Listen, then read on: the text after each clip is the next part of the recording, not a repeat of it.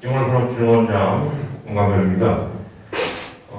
한국관세학계 전임회장으로서 오늘 깊은 자리를 만들어주신 동해시 고체단법인 국방물리연구지원센터 관계자분께 감사하다는 말씀을 드리도록 하겠습니다.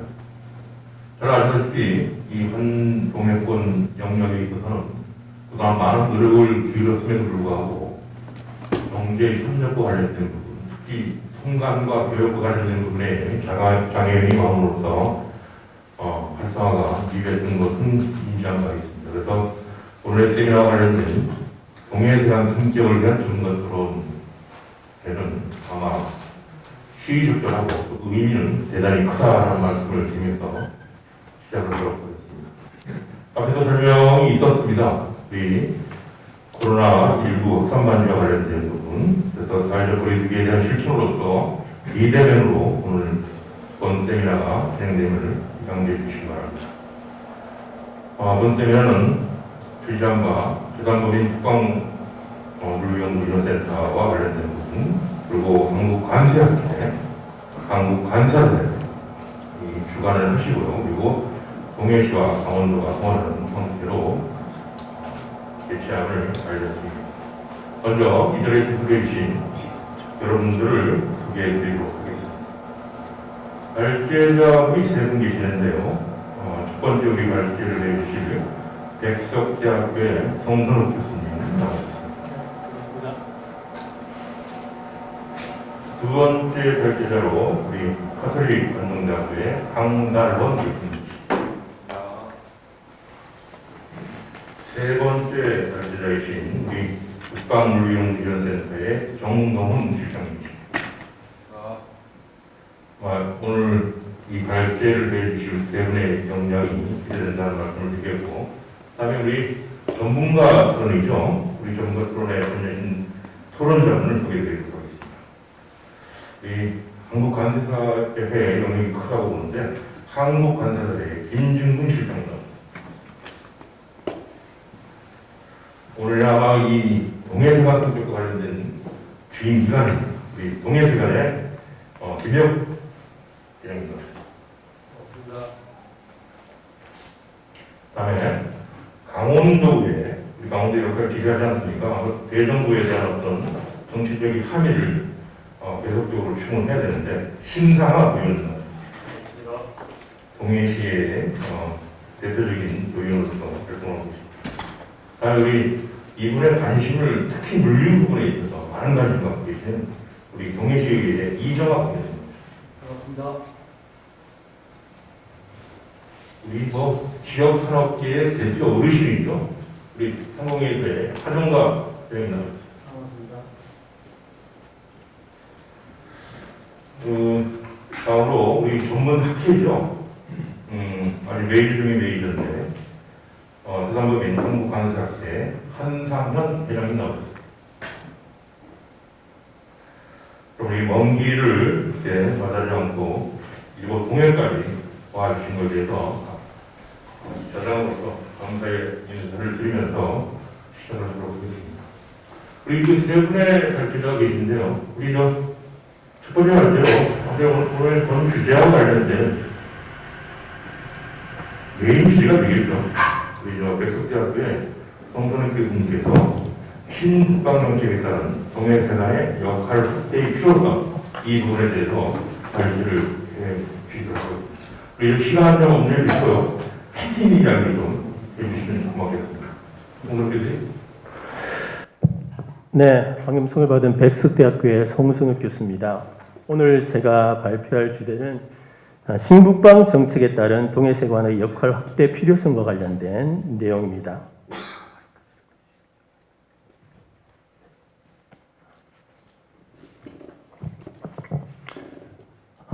오늘 발표할 내용을 말씀드리겠습니다. 먼저 이 연구를 하게 된 배경과 필요성에 대한 말씀을 드리고, 두 번째는 동해 묵화학 및 동해세관의 대내외 환경 분석, 어떤 환경에 처해 있는가를 현실을 파악한 다음, 세 번째 동해 묵화학 물동량 및 동해세관의 업무량을 분석하도록 하겠습니다.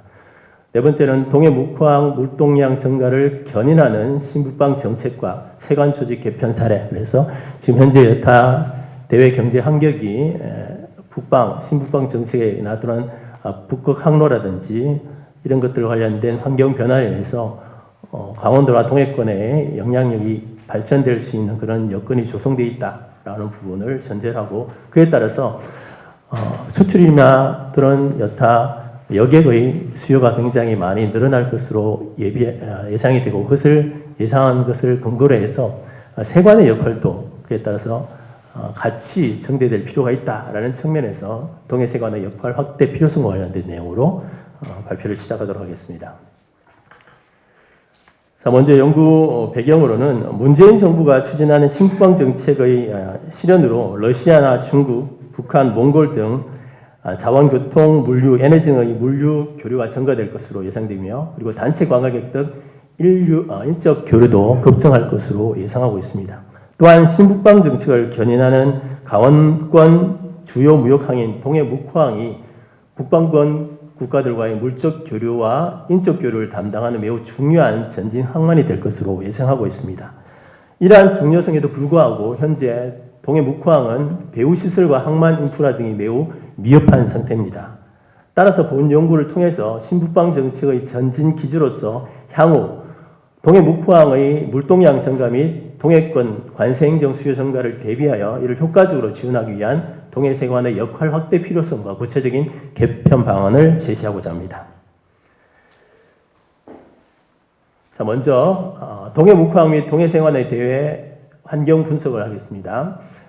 이 표에 보시는 바와 같이 2019년도 기준으로 했을 때 수출입이 수출 규모가 전체 우리나라 수출에서 강원도가 0.39%, 수입은 0.79%에서 사실은 수출 수입 비중에서는 굉장히 전체 도에서 차지하는 비중이 이렇게 높지는 않은 상황이 있습니다. 그리고 강원도의 수출의 경우에 이제 중국이 주로 이제 수출 대상이 되고 수입은 러시아를 통해서 수입이 되고 있는 상황이 있습니다.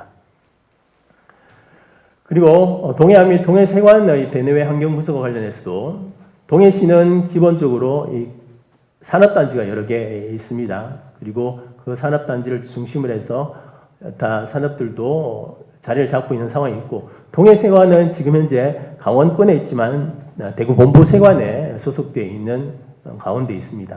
그래서 여타 넓은 지역을 관할하고 있음에도 불구하고 지금 동해세관이 지금 조직이 2020년 현재 기준에서 27명이 근무하는 걸로 제가 홈페이지를 보면 확인하고 왔습니다. 그리고 여타 세관에 비해서 다른 비슷한 규모의 세관에 비해서 인력도 굉장히 작다라고 하는 열악한 상황이 있는 것을 확인할 수 있었습니다. 다음으로는 동해묵호항 물동량 및 동해세관의 업무량을 보겠습니다. 2019년 기준에서 동해묵호항은 항만 물동량 기준에서 전체 항만에서 8위를 차지하고 있고 2018년 기준으로 해서 입출항 선박 기준으로는 12위를 차지하고 있습니다. 규모 면에서는 그렇게 지금 현재 상황에는 그렇게 크지 않은 상황이 있는 것을 볼 수 있습니다. 그리고 주로 취급하는 상품도 벌크 칼고가 주 대상이 되고 있습니다. 그렇지만 이제 동해항 3단계 사업이 본격적으로 진행되고 나면 이제 컨테이너 항만도 도입되고 여러 가지 항만의 시설 여건들이 이제 호전될 가능성이 있기 때문에 그에 따라서 항만 수요도 늘어나지 않을까 하는 예상을 하고 있습니다. 그리고 동해세관의 인원과 업무량은 기본적으로 상세한 내용들은 여기 나와 있는 것 같이 기본적으로 숫자가 적기 때문에 개별적으로 담당해야 될 업무들이 굉장히 많음에도 불구하고 중복적으로 담당하거나 전담 직원이 없는 그런 상태에 있습니다. 여기 보시는 바와 같이 통관 기업 지원계가 있는데 자유무역협정과 그리고 FTA 활용 지원 업무, 수출입 안전 인증 제도 업무 이런 것들을 담당하는 수출입 기업 지원센터 업무까지 모두 담당하고 있어서 그 역할들을 하는데 중복적으로 하고 있어서 전문적으로 일을 처리하는 데는 조금 어려움이 있다. 그 다음에 두 번째, 러시아 물동량 증가에 편성한 고세의 사전세의 심사 대상인 농산물과 수산물세의 탄루 위험성이 증가하고 있음에 따른 전단 심사 인력도 없는 상태에 있습니다. 그리고 신속 및 정밀 분석을 요하는 수리전 분석 대상 고위험 농산물이나 수산물이 많아 분석 업무 수행에도 애로사항을 가지고 있습니다. 그리고 관련되는 휴대폰 검사와 관련된 검사 대별 한 명이 근무하고 있어서 엑스레이 검사뿐만 아니라 개장 검사, 유치, 인터뷰 등 다수의 업무들을 동시에 수행하고 있는 상황이 있습니다. 따라서 동해세관은 각 업무 단위별 세부적인 전담 조직이 없는 상태로 신북방 정책의 실현과 물동량 증가에 대비해서 필요한 인력이 절대적으로 부족한 상태에 있다. 이렇게 볼 수 있습니다. 다음으로는 동해 묵화학 물동량 증가를 견인하는 신북방 정책과 세관 조직 개편 사례입니다. 이러한 상황에서 그러면 왜 동해세관이 확대될 필요가 있느냐라고 하는 것이 지금 현재 문재인 정부가 추진하고 있는 신북방 정책이 하나의 원인이 되고 있습니다.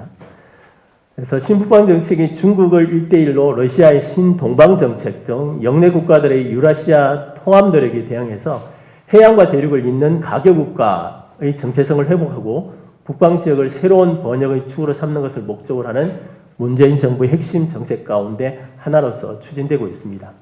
그래서 러시아와의 관계 그리고 중앙아시아나 이런 지역과의 관계를 통해서 동해권이 발전될 가능성, 전망이 있다라고 볼 수 있습니다. 그래서 신북방 정책 추진에 있어서 환동해권의 역할이 정대될 것으로 전망되고 있습니다.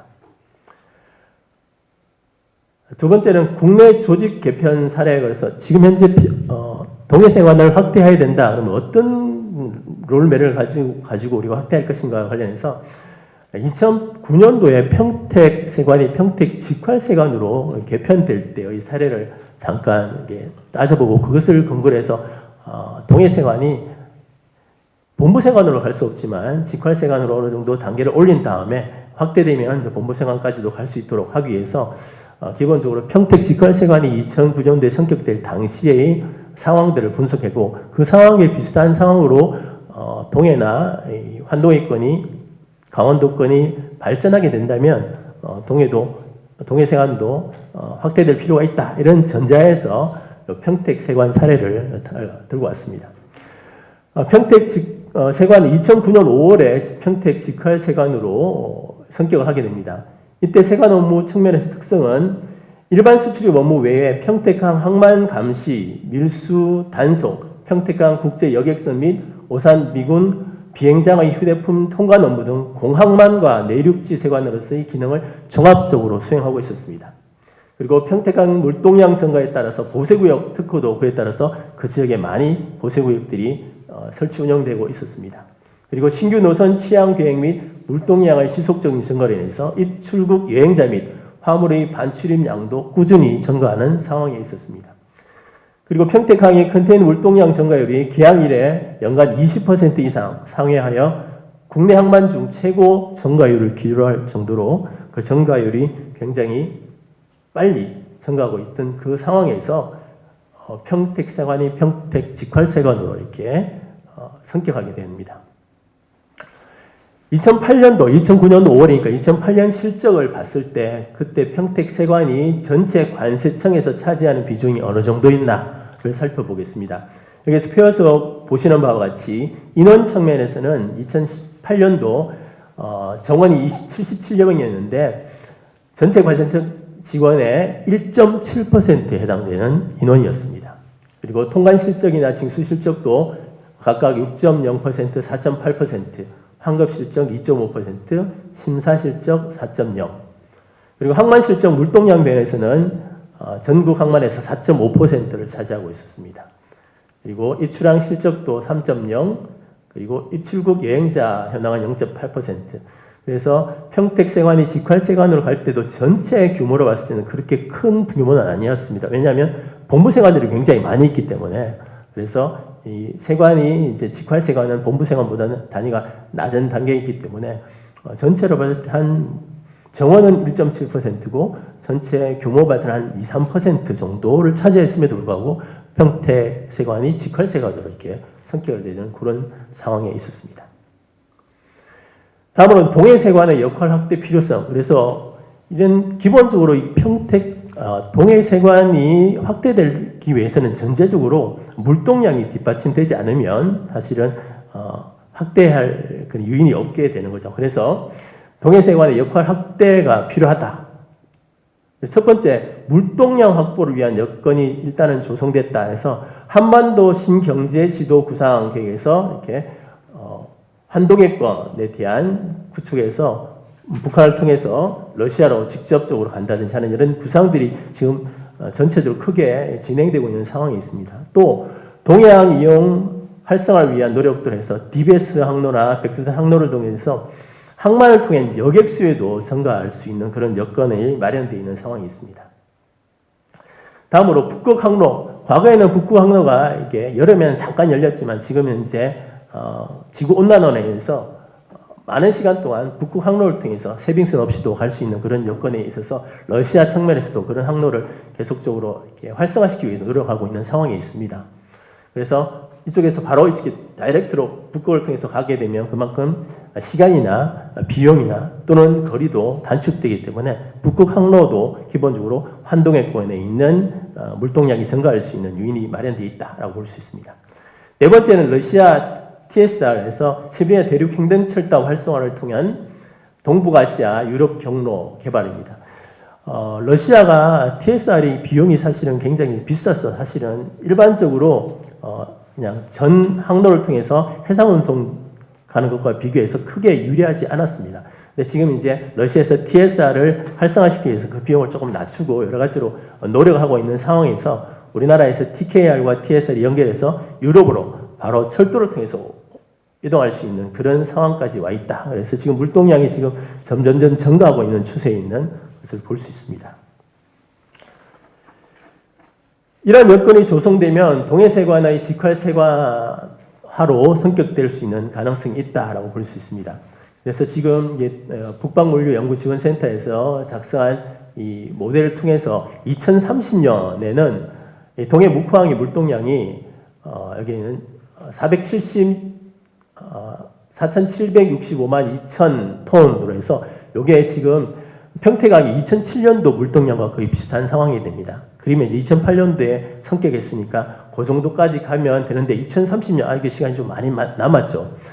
그때까지 기다리는 것이 문제가 있지만 기본적으로 그것뿐만 아니라 물동량뿐만 아니라 밑에 보시면 기본적으로 입출항 여행객의 휴대폰 검사라든지 보세물 관리라든지 항만 관리에 대한 수요도 또한 세관이 해야 될 역할 가운데 하나입니다. 그래서 물동량만 볼 것이 아니라 여행객의 증가 이런 것들도 함께 고려해야 될 부분이다 볼 수 있습니다. 자, 그래서 이런 것들을 전체적으로 봤을 때 지금 현재 동해세관이 비슷한 정확하게 동일한 급의 세관은 아니지만 목포세관이나 포항세관의 규모나 또한 처리하는 통관 건수나 관세 징수액을 따져봤을 때 목포세관, 포항세관의 경우보다 숫자는 굉장히 작지만 통관 건수라든지 관세 징수액이라든지 내국세 징수액 같은 부분이 굉장히 높게 되어 있습니다. 그래서 지금 현재도 사실은 열악한 상태에 있다 이렇게 볼 수 있습니다. 그래서 이런 것들을 봤을 때 기본적으로 동해 직활세관은 조직을 조금 더 확대하고 그래서 기본적으로 담당해야 될 역할들을 전체 다 담당할 수 있도록 시간이 많이 돼서 이 부분은 표를 통해서 잠깐 보겠습니다. 평택세관, 직활세관이 성격 당시 2008년도에 77명이 정원이었고 1.7% 전체 관세청 직원의 1.7%를 담당했으니까 2019년도 기준으로 해서 관세청 직원이 5,148명이면 평택세관이 직활세관 성격 당시 1.7%를 대비하면 지금 동해세관이 88명까지 확대될 수 있겠다라고 전제하고 그 전제하에서 세관정의와 통관 지원과 수입과 납세 심사과 조사과 감시과 휴대폰과 이렇게 해서 각각의 분과로 나눠서 필요한 업무들을 할 수 있도록 조직을 세분화시킬 수 있겠다라고 볼 수 있습니다. 자, 그래서 마지막으로 그 세부장의 내용은 저기에 있고, 만약으로 동해세관의 직활세관으로의 성격은 기본적으로 물동량 증가와 국제회의 등을 통한 여행객 증가로 관세행정 수요가 창출될 것을 전제로 한 조직 개편입니다. 아까 말씀드렸듯이 북방연구소에서도 2030년 정도까지 가야지 이제 물동량은 증가할 것으로 예측하고 있는 부분이고, 그렇지만 그 물동량뿐만 아니라 여타 여객의 증가라든지 또한 더 필요한 어떤 산업의 발전을 통해서 물동량이 증가될 가능성이 있는 환경에 있기 때문에 동해시나 강원도를 포함한 이쪽 분야의 지역에서 좀 더 많은 노력을 기울여서 수출의 물동량이라든지 여행과 육치를 위한 노력들이 이루어진다면 동해세관이 좀 더 빠른 시일 안에 직활세관이나 어느 정도의 단계로 확대될 수 있는 가능성이 있겠다라는 전자에서 제 발표를 그렇게 진행했습니다. 이상 제 발표를 마치도록 하겠습니다. 감사합니다. 우리 송선 교수가 그 서해권에 있는 지역이군요. 충청도, 우리 한동해권에 관련된 이것들 이렇게 많은 식으로 아무튼 비교가 되는 황해권의 중심 항만이라고 얘기하는 평택, 당진 항만의 중심에 평택세관의 예를 들어가면서 동해세관의 기능 확대뿐만 아니라 직할세관의 필요성, 특히 우리 사회주의 국가의 가장 많은 그 교육을 하는 이 지역이 동해 북항아닙니까? 알다시피 동북 삼동 지역들하고 러시아 북동 지역들하고 특히 통강각에 아주 그 스페셜하게 움직이고 있는 일본과의 또 거래가 있죠. 그래서 그 필요성의 제기 반드시 이루어졌으면 좋겠다는 바람을 가져봤고요. 두 번째, 여기 조금 전에도 말씀드렸던 산업과 물동량이 연계가 되지 않으면 어림이 있지 않냐는 얘기를 했어요. 자, 두 번째 발표는 그러면 가톨릭 관동대학교의 우리 광대란 교수, 우리 과거에 이쪽 부분에 연구를 많이 하셨어요. 그래서 동해적 물류 산업 활성화를 위한 해명이죠. 그래서 CN 레일 연계 방안입니다. 자, 부탁드리겠습니다. 네, 안녕하십니까. 가톨릭 관동대학교의 강달원입니다. 기조 발표에서 우리 송선욱 교수님께서 말씀해 주신 것처럼 동해세관이 승격되기 위해서는 물동량, 아까 말씀하셨던 여객도 물론 마찬가지겠지만 물동량을 기준으로 삼아야 될 것 같아서 제가 발표하는 내용은 이제 CN레일을 연계할 수 있는 것들, 강원도의 여러 가지 환경 변화들, 아까 말했던 북방 경제권들, 북극 항로 활용하는 것들, 그다음에 창출의 정책에 의한 중국의 동북 삼성의 물동량들 여러 가지가 있겠지만 제가 이번 주제에서 발표하고자 하는 것들은 실질적으로 동해항을 활용할 수 있는 우리나라 내륙의 물동량이 어느 정도가 가능할 것인지, 그리고 원래대로면 양양공항을 연결할 수 있는 이제 CN에어 같은 것들도 이야기가 될 수 있겠지만 지금 코로나 사태로 인해서 항공 물동량 또는 항공 여객들이 급속하게 줄어들고 있는 상황이어서 일단 제가 CN 레일로 발표를 하게 되겠지만 나중에는 어쨌든 트리포트라는 개념, 항공, 항만, 내륙을 같이 연결할 수 있는 형태로 발전해 나가는 부분까지도 활용해 볼 수 있을 것 같습니다. 동해 지역의 물류 현황인데요. 제가 지금 정동원 박사님이 발표하시는 내용을 잠깐 보니까 저하고 조금 겹칠 수 있는 부분들은 제가 좀 스킵하고 넘어가도록 하겠습니다. 자, 물동량 현황은 어쨌든 동해 묵호항은 우리가 비산 화물이라고 말할 수 있는 여러 가지 산화물들 위주로 처리가 되어 가고 있고요. 도로망도 지금 이제 제2영동 고속도로를 비롯해서 양양 고속도로, 고속도로 많이 지속적으로 만들어지고 있고, 그다음에 2027년 정도에 얘기되고 있는 속초와 춘천 간의 연결, 지금 이제 동해로 들어오는 KTX 라인, 그리고 평택과 삼척을 연결할 수 있는 고속도로, 이렇게 해서 접근성이라는 것들이 굉장히 많이 좋아지고 있고, 그 접근성이라는 것들은 물류가 활성화될 수 있는 가장 기초가 될 수 있는 문제점이 많이 좋아지고 있는 상황인 것 같습니다. 그리고 철도망도 있고요. 우리가 지금 철도망 장래 계획에서 가장 많이 얘기하고 있는 부분이 강릉 제진간, 아까 TSR을 연결할 수 있는 TKR, 그 중에서도 동해선, 그 중에서도 동해 북부선의 강릉 제진간의 철도 연결 사업 부분에서 지난달에 전략환경평가의 지역에 보고회가 있었습니다. 강릉에서 24일 날. 거기에서 이제 나온 계획 자체가 강릉을 역을 지하로 활용을 해서 남강릉 역사를 짓지 않고 지하화를 통해서 이제 운영을 하겠다라는 게 발표가 되고 나니까 이제 강릉 쪽 입장에서는 남강릉역을 만들고 남강릉역에 철도물류 기지를 만들어서 철도물류를 활성화하고자 한 계획들이 지금 조금 흔들리고 있는 상황이고요. 그런 부분에서 볼 때는 또 동해 쪽에서도 지금 강릉과 삼척 간의 연결 사업이 전혀 철도 제4차 전국 철도망 계획에 반영이 되어 있지 않으니까 그 부분도 고려를 해서 그 계획이 반영된과 동시에 철도 물류 기지를 같이 끌고 갈 수 있는 형태로 어쨌든 나가야 될 것 같습니다. 자, 동해 항만 산업 현황하고요. 제가 현황 부분은 일단 스킵을 하는 게 좋을 것 같습니다. 너무 많이 얘기를 들으셨을 것 같고요. 콜드체인 클러스터 뭐 지금 옆에 만들어지고 있고 바로 앞에 또 동해안 3단계 만들어지고 있고요. 자, 그러면 물동량 측면에서 볼 때는 지금 이제 동해 2014년에 컨테이너 처리량으로 보면 15,000TU 정도가 처리가 됐었고 지금 컨테이너 항로가 전무하다 보니까 컨테이너 처리량은 전혀 없는 상황입니다. 자, 그렇게 했을 때 우리가 그럼 내륙 물동량은 어떻게 되느냐? 강원도와 전국을 기반으로 했을 때 1억 5,700만 톤이 전국에서 강원도에서 전국으로 나가는 물동량이 되는 거고요. 그 중에 한 780만 톤이 철도 물동량으로 이용이 되고 있습니다. 그럼 강원도 시군별로 물동량을 봤을 때 6,100만 톤 중에 거의 대부분이 이제 동해에서 6,500만 톤이 운송이 되고 있는 상황입니다. 자, 철도 화물도 마찬가지죠. 철도 화물도 지금 컨테이너로 보면 한 20만 톤 정도 되고요. 그다음 전체 물동량으로 보면 한 760만 톤 정도가 철도로 이동이 되고 있는 상황입니다.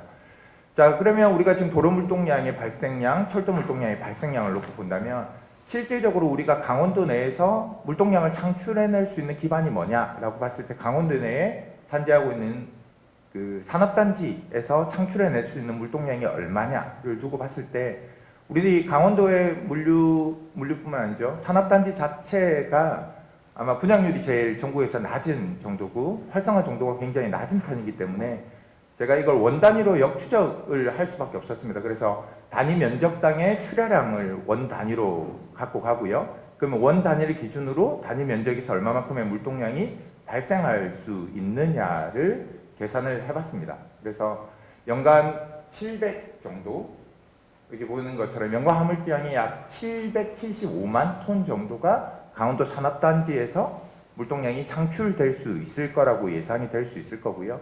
그럼 그 물동량이 어디로 갈 수 있느냐라고 봤을 때는 동해묵호항을 이용하는 게 가장 산업단지 내에 입주한 기업들에게 물류비를 절감시킬 수 있는 내용이 될 것 같습니다.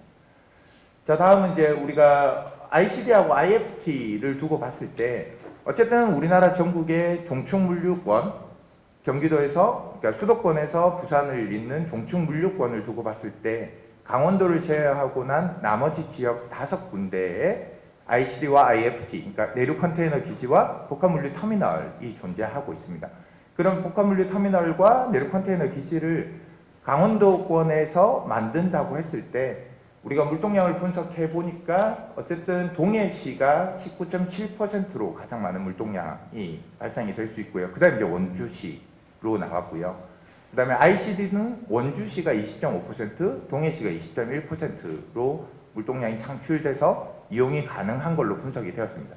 자, 그렇다는 건 내륙 컨테이너 기지 같은 경우는 원주권에, 영서권에 둘 수 있다고 하지만 뭐 IFT 같은 복합물류기지, 그러니까 아까 말했던 우리가 해상과 복합물류기지라는 것들은 두 가지 이상의 운송수단이 같이 결합되어 있는 물류단지를 얘기하기 때문에 뭐 해상과 철도라든지 아니면 내륙과 철도라든지 연결했을 때 동해, 묵호항, 배후단지 쪽에 이런 ICD나 IFT가 들어갈 수 있는 가장 큰 메리트가 있다고 볼 수 있습니다.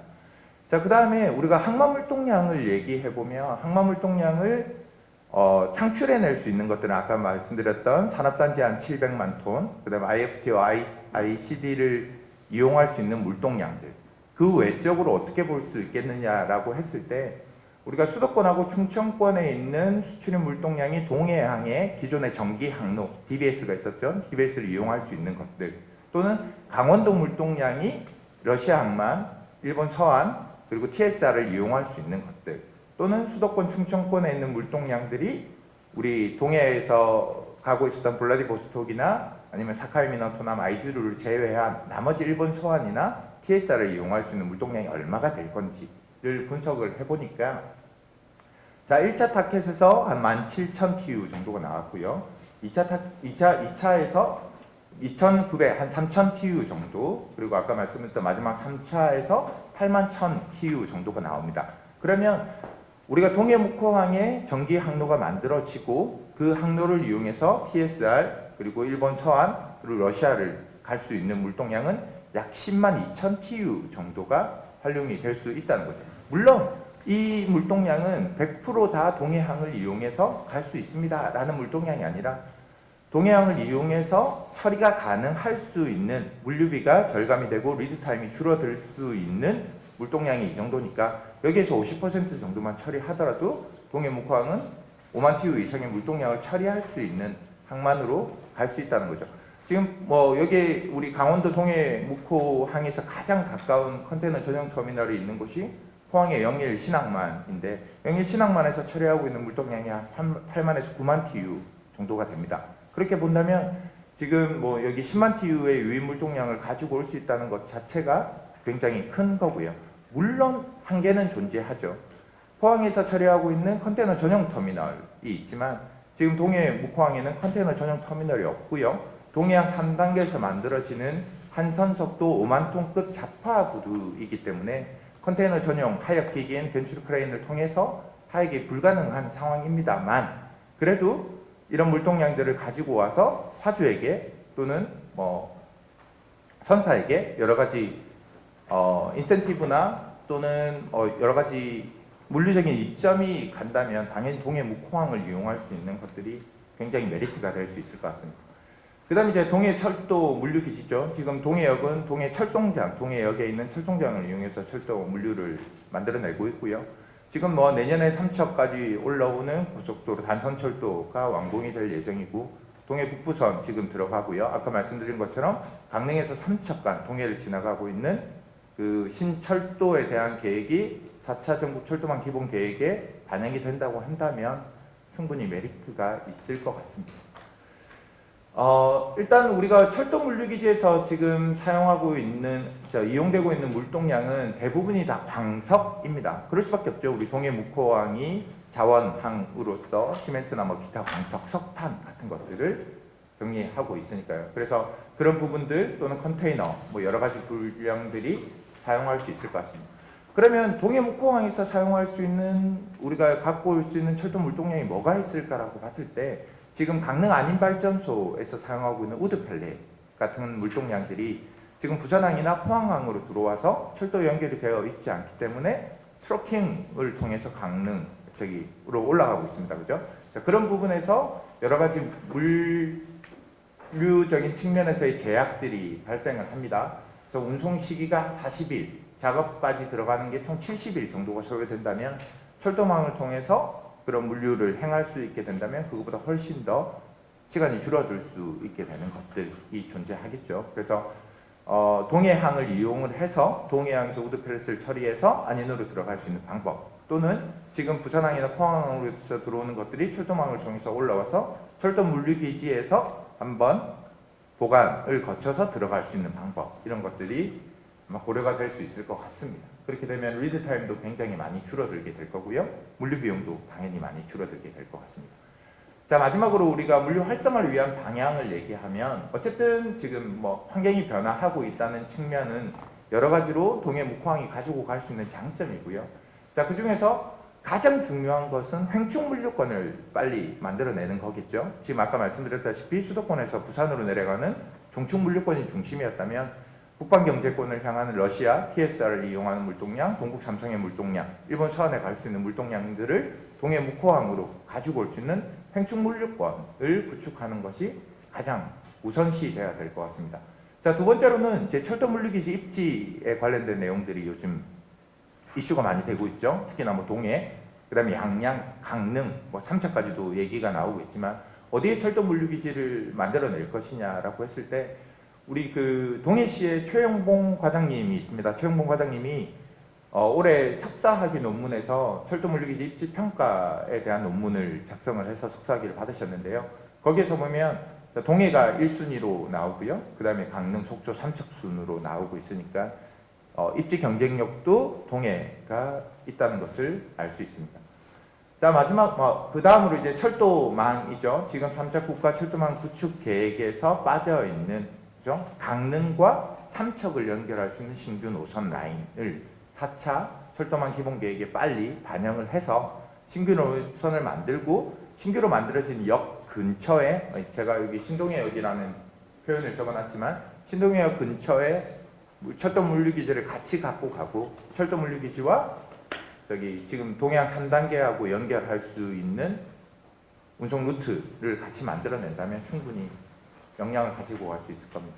그리고 마지막으로 제가 얘기할 수 있는 게 이제 트리포트라는 개념인데요.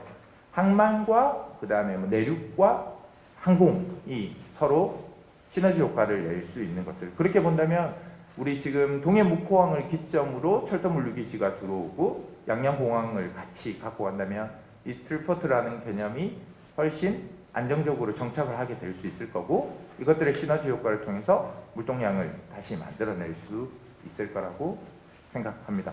제가 오늘 발표 준비한 내용은 여기까지 이상입니다. 네, 우리 강근홍 교수님 수고 많으셨습니다. 아시다시피 이 동해묵호항의 항만의 역사를 이야기한다면 묵호항이 1941년과 80년의 역사예요. 1979년에 개항한 동해항이 40년이 넘어가고 있지 않습니까?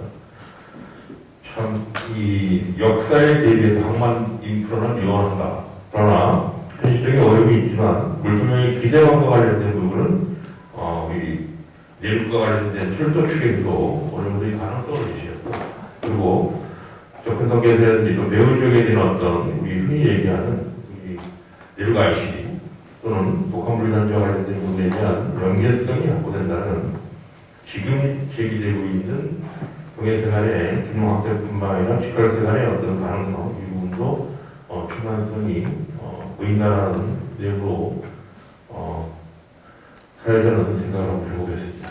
마지막으로 발제자 마지막이죠. 우리 강원도 항만물류 활성화의 방안에 대해서 정몽 박사께서 기대를 주시겠습니다. 부탁드리겠습니다. 네, 안녕하십니까. 이번 포럼에서 강원도 항만물류 활성화 방안에 대해서 발표를 맡게 된 국방물류연구지원센터 정동훈입니다. 일단 앞서 두 분 교수님들께서 좋은 말씀 많이 해주셨는데요. 저는 일단 크게는 강원도 항만, 그리고 작게는 동해묵호항 중심으로 활성화 방안에 대해서 간단하게 말씀드리겠습니다. 그리고 아무래도 동해세간을 얘기하면서 항만을 얘기 안 할 수 없기 때문에 앞서 두 분 교수님과 항만 관련된 내용이 중복된 내용이 일부 있는 것 같습니다. 그래서 이는 빠르게 스킵하면서 진행하도록 하겠습니다. 양해 부탁드리겠습니다. 그리고 발표 시간 관계로 요점만 간단하게 말씀드리겠습니다. 우선 강원도 항만물류 활성화 방안에 대해서 크게 세 가지로 구분해 보았습니다. 첫 번째로 현황에 대해서 한번 살펴보고 두 번째로 강원도 항만 문제점과 잠재력에 대해서 한번 살펴봤습니다. 그리고 마지막에 강원도 항만의 활성화 방안이 어떤 것이 있는지 논의를 한번 해보았습니다. 첫 번째로 강원도 항만과 배후산업 현황입니다. 물론 참석해 주신 분들도 다 잘 알고 계시겠지만 일단 간단하게 짚고 넘어가겠습니다. 일단 아시다시피 강원도 지역에는 1개의 국가관리무역항과 4개의 지방관리무역항으로 구성되어 있습니다. 국가관리무역항은 동해묵호항이고 그리고 속초항, 옥계항, 삼척항, 호산항은 지방관리무역항입니다. 그리고 중흥진항은 지방관리연안항으로서 강원도에 위치하고 있습니다. 우선 동해묵호항은 국가관리무역항으로서 동북아 물류 거점 역할을 수행하는 것을 주요 목표로 삼고 있습니다. 그리고 속초항은 관광중심, 그리고 삼척항이나 호산항, 그리고 옥계항은 자원중심 항만으로 강원도의 대부분이 벌크화물을 취급하는 항만들인 것을 알 수 있습니다. 그리고 일단 물동량은 앞서 교수님들께서도 말씀해 주셨지만 2019년도 기준으로 동해항이 3,400만 톤, 그리고 호산항이 1,300만 톤, 그리고 옥계, 삼척이 각각 700만, 600만 톤 정도 처리하였습니다. 그리고 동해신항만 이 건설 진행 중에 있습니다. 동해신항만은 자파부도 1개와 그리고 나머지 석탄, 기타 광석, 시멘트 6개 선석으로 전체 7개 선석을 개발 공사 중에 있습니다.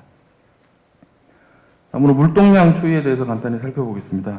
물동량은 지속적으로 증가세를 보이고 있습니다. 전국 항만 연평균 증가율이 3.0%가량이고 강원도 항만의 연평균 증가율은 약 5.2%로 전국 항만 증가율보다 조금 높은 성장세를 보이고 있습니다. 이 중에 동해묵호항 처리 물동량은 강원 지역의 약 55% 비율로 나타나고 있습니다. 다음으로 강원 지역의 배후 산업 현황에 대해서 간단히 살펴보겠습니다. 일단 강원 지역 산업단지는 국가산단 1개, 그리고 일반산단 24개, 그리고 도시 첨단 4개, 농공 44개, 총 73개의 산업단지로 구성되어 있습니다. 그리고 동해안권 경제자유구역은 강원도가 동해안 지역을 한동해권 경제중심지로 건설하기 위해서 개발 중입니다. 세부 내용은 참고하시면 될 것 같습니다. 다음으로 석탄발전소 현황입니다. 석탄발전소는 주로 충남권과 강원권에 많이 분포되어 있고 2019년도 기준으로 국내 총 61기가 운영 중에 있으며, 그리고 석탄 화력 발전은 전체 발전량 대비 52.5%가량으로 발전 에너지원 중 가장 높은 비중을 차지하고 있습니다. 강원도에는 약 7기가 운영 중에 있습니다. 다음으로 시멘트 공장 현황입니다. 시멘트 공장은 강원도에는 6개소가 운영 중에 있습니다. 아무래도 영동 지역에 있는 시멘트 공장이 항만과 인접해 있기 때문에 수출입이 용이하다는 장점을 가지고 있습니다. 그렇다면 일단 강원도 항만의 경쟁력에 대해서 한번 살펴보겠습니다. 이번 챕터에서는 항만들의 주요 문제점하고 잠재력에 대해서 살펴봤는데요. 첫 번째로 강원도 지역 항만들의 주요 문제점에 대해서 한번 살펴보겠습니다. 일단 강원도 항만의 주요 문제점은 다들 잘 아시겠지만은 항만 인프라라든지, 그리고 항만 부지, 물동량 창출, 그리고 SOC 확보율, 정책 대응, 그리고 채산율 등의 문제점을 가지고 있습니다. 물론 이런 문제점이 강원도 항만만이 가지고 있는 문제점은 아닙니다. 물론 다른 항만들도, 전국 대부분 항만들이 이런 문제점을 다 가지고 있는데 약간 어떻게 보면 경중의 차이라고 보시면 될 것 같습니다. 그리고 특히 동해목포항은 아직 컨테이너 화물 처리하기에는 아직 인프라나 부지 등이 부족한 실정입니다. 그리고 강원도라는 지역 특성상 신규 물동량 창출과 SOC 확보가 조금 어렵고요. 지금까지 항만 물류에 대해서 관심이 조금 부족한 것 같습니다. 그래서 정책 대응이 부족한 것도 지금 어떻게 보면 사실이고요. 물론 이를 해결하기 위해서는 쉽지 않고 단기간에 이루어지지는 않을 것 같습니다. 하지만 이런 부분에 대해서 이제 계속 공론화를 시키고, 그리고 정부가 많은 관심을 가질 수 있도록 관계기관이나 관계지자체에서는 어떻게 보면 연구 개발을 통해서 정책 개발이 필요할 것으로 생각됩니다. 그리고 북방 경제에 대해서 지금 현재 관심이 높아진 상황입니다. 그래서 강원 지역 산업을 이끌어갈 수 있는 어떻게 보면 신규 먹거리 산업으로 자리매김할 수 있을 거라고 생각됩니다. 이러한 부분들에 대해서도 저희 센터에서도 무슨 해결 방안이라든지 추진 방안들을 다각적으로 노력 중에 있습니다. 앞서 항만에 대한 여러 문제점을 한번 살펴봤습니다. 그럼 강원도 항만들의 장점은 무엇이 있는지 한번 살펴보겠습니다. 많은 연구자분들께서 선행적으로 지리적 이점이라든지, 그리고 접근성 개선이라든지 이런 부분에 대해서 언론이나 연구에서 많이 얘기를 해왔습니다. 우선 잘 아시다시피 북방 경제 권역 국가들과 강원도 지리적인 로는 가장 가깝습니다. 특히 러시아와 일본, 서한 등 항로 중심으로 봤을 때는 그 메리트가 충분히 있다고 생각하고 있습니다. 그리고 물동량 확보만 된다면 남방까지로의 확대 가능성도 충분히 있다고 보입니다. 물론 부산이나 광양이나 그리고 인천 등 우리나라 메이저 항만들과 동해목포항을 동등한 입장에서 놓고 비교할 수는 없지만, 일단 동해목포항은 그렇게 작다고는 생각 들지 않습니다. 저는 지금 현재 우리나라 무역항 30개 약 30개 정도 무역항 중에 물동량 처리량으로만 봤을 때 8위 정도를 하고 있는데, 이렇게 어떻게 보면 약 중소형 항만으로 보고 있습니다. 다만 처리하는 품목이 벌크 화물이다 보니 빛을 제대로 보지 못한 게 아닐까라는 생각이 듭니다. 추후 부가가치가 높은 컨테이너 화물을 처리할 수 있게 되면 지역 경제나 강원도 경제가 다시 되살아날 수 있다고 생각됩니다. 그리고 그 부가가치는 지리적 이점과 더불어 시너지 효과가 훨씬 더 커질 것으로 생각됩니다. 그렇다면 물동량 확보는 어떻게 할 것인지 앞서 강 교수님께서 뭐 자세하게 설명을 해주셨는데요.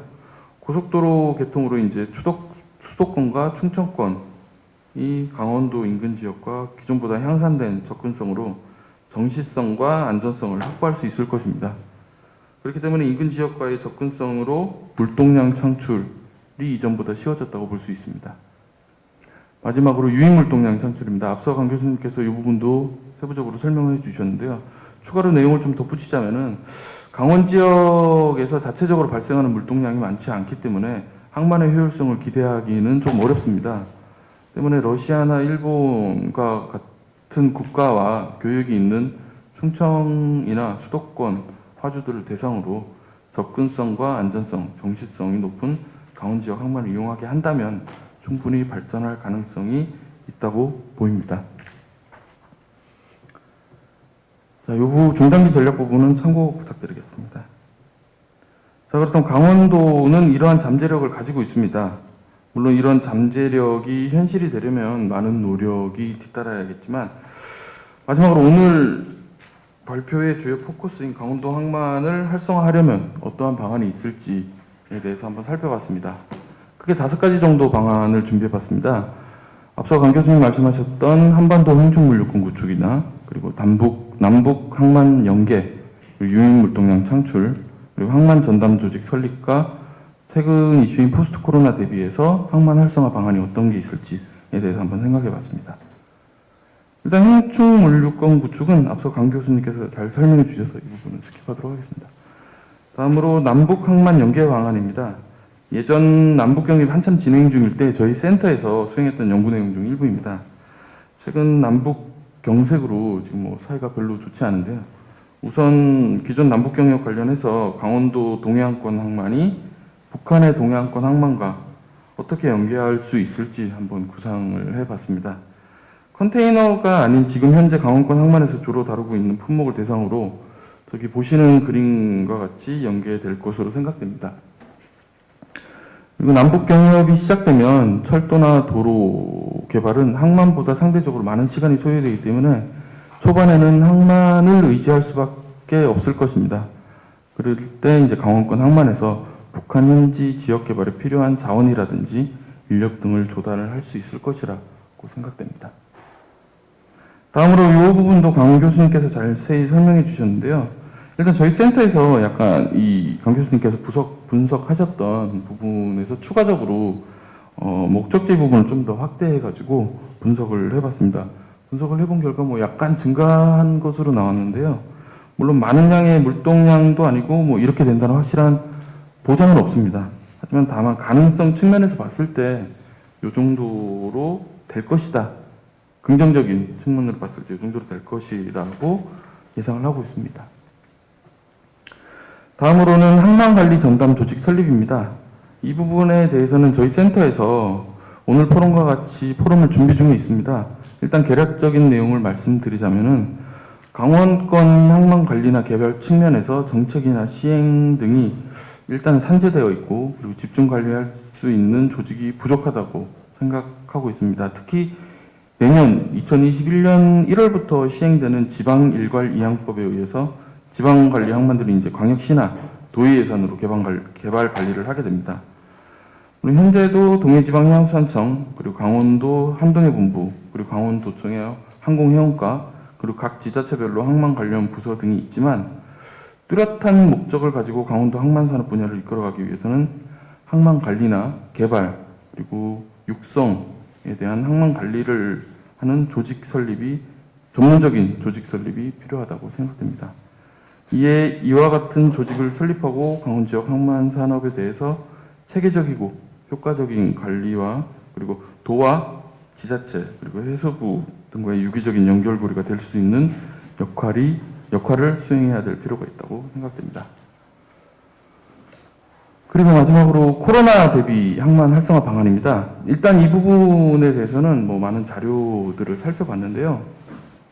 뭐 정부나 그리고 뭐 일부 지자체나 여러 방안을 내놓고 있지만 일단 뚜렷한 해결 방안은 없는 것 같습니다. 체계적인 방역 체계를 갖추고 그리고 현실적으로 항만을 운영하는 데 있어 코로나가 확산되지 못하게 예방하는 방안이 필요할 것으로 생각됩니다. 오늘 저희 행사도 어떻게 보면 코로나 때문에 비대면으로 밖에 진행되었는데요. 현재 코로나를 대비해서 해수부나 관련 연구단체들은 이러한 대안들을 내놓고 있습니다. 일단 우선 해수부에서는 4차 산업과 연계해서 항만의 스마트화라든지 그리고 녹색 항만, 그리고 비대면 산업, 그리고 글로벌 가치 사슬, 신산업 육성, 안전망 구축 이런 방안들을 내놓고 정책을 이어가고 있습니다. 그리고 관련 연구 단체들도 항만 배후 단지라든지 그리고 스마트화, 디지털 플랫폼, 그리고 정책 대안, 그리고 방역 등에 대해서 많은 대안을 제시하고 있는데요. 물론 지금 현재 정부나 연구 단체에서 제시한 이런 대안들을 우리 강원도 항만에 적용하기는 쉽지 않을 것으로 판단됩니다. 그렇다면 강원도에 접목할 만한 대안 방안들이 어떤 게 있을지 한번 생각해 봤습니다. 일단 단기, 중기, 장기적으로 필요한 사항들을 정리해 봤습니다. 물론 이 말씀드리는 내용이 정답은 아닙니다. 다만 이런 식으로 항만 산업의 변화가 필요할 것이다. 강원도 항만 산업의 변화가 이런 식으로 변화가 필요할 것이다 라고 생각합니다. 일단 기본적으로 항만의 방역이나 그리고 코로나 대비 정책 전략 등은 필수로 필요한 사항이고, 그리고 재난 대비 시스템 등도 함께 구축해서 코로나뿐만 아니라 항만들의 보안이나 인력 사고를 예방할 수 있을 것으로 생각됩니다. 이후 중장기적으로 앞서 말씀드렸던 항만관리 개발 전담 조직 설립이나 그리고 낙후된 항만시설 확충 등을 진행해야 될 것으로 보입니다. 그리고 일단 강원권 항만들은 대부분 관광이나 자원수송 등의 목적으로 만들어진 항만이기 때문에 다들 스마트와는 거리가 멀다고 생각을 하고 있습니다. 하지만 동해항의 복합물류 항만으로서의 육성에 맞춰서 추후에는 스마트 항만과 연계 방안 구축 방안이라든지 그리고 항만 인프라의 디지털화 그리고 AI 기술 기반 항만 빅데이터 분석 이런 것들은 꼭 필요한 사항이기 때문에 지금부터라도 준비를 해야 될 것으로 보고 있습니다. 그리고 마지막으로 AI 기반 스마트 항만이 구축된다면 다음과 같은 형태로 되지 않을까라고 생각됩니다. 다음 보시는 그림은 컨테이너 터미널을 개념화시킨 그림입니다. 일단 우선 기존 영역별, 장비별, 인력 안전, 친환경 등과 같은 분야별로 데이터 수집을 일단 AI 기반 네트워크 플랫폼으로 항만 내 전체 데이터 수집 분석이 가능하게 된다면 항만을 관리 운영하는 부분에 있어서 크게 효율성이 향상될 것이라고 생각됩니다. 일단 지금 현 시점에서 우리 강원도 항만이 이와 같은 시스템 도입은 힘들지만 미래를 위해서는 꼭 준비해야 되고 차근차근 진행해야 되는 저희들의 숙제가 아닐까 생각됩니다. 이상으로 발표를 마치겠습니다. 감사합니다. 예, 우리 정동호 박사님 수고 많으셨습니다. 제가 우리 정무역 포션의 강원도 무역, 특히 수출이 차지하는 부분이 0.34, 대한민국의 한치 물동량이 안 되는 1년 내내에도 어려움이 있죠. 그래서 제조업의 기반이 굉장히 위급한 상태고, 또 그런 이유 중에 하나가 이제 94.1%라는 데이터가 나와 있죠. 중소기업 중심이고 18개 시군에 있는 기업들이 산발적으로 흩어져 있습니다.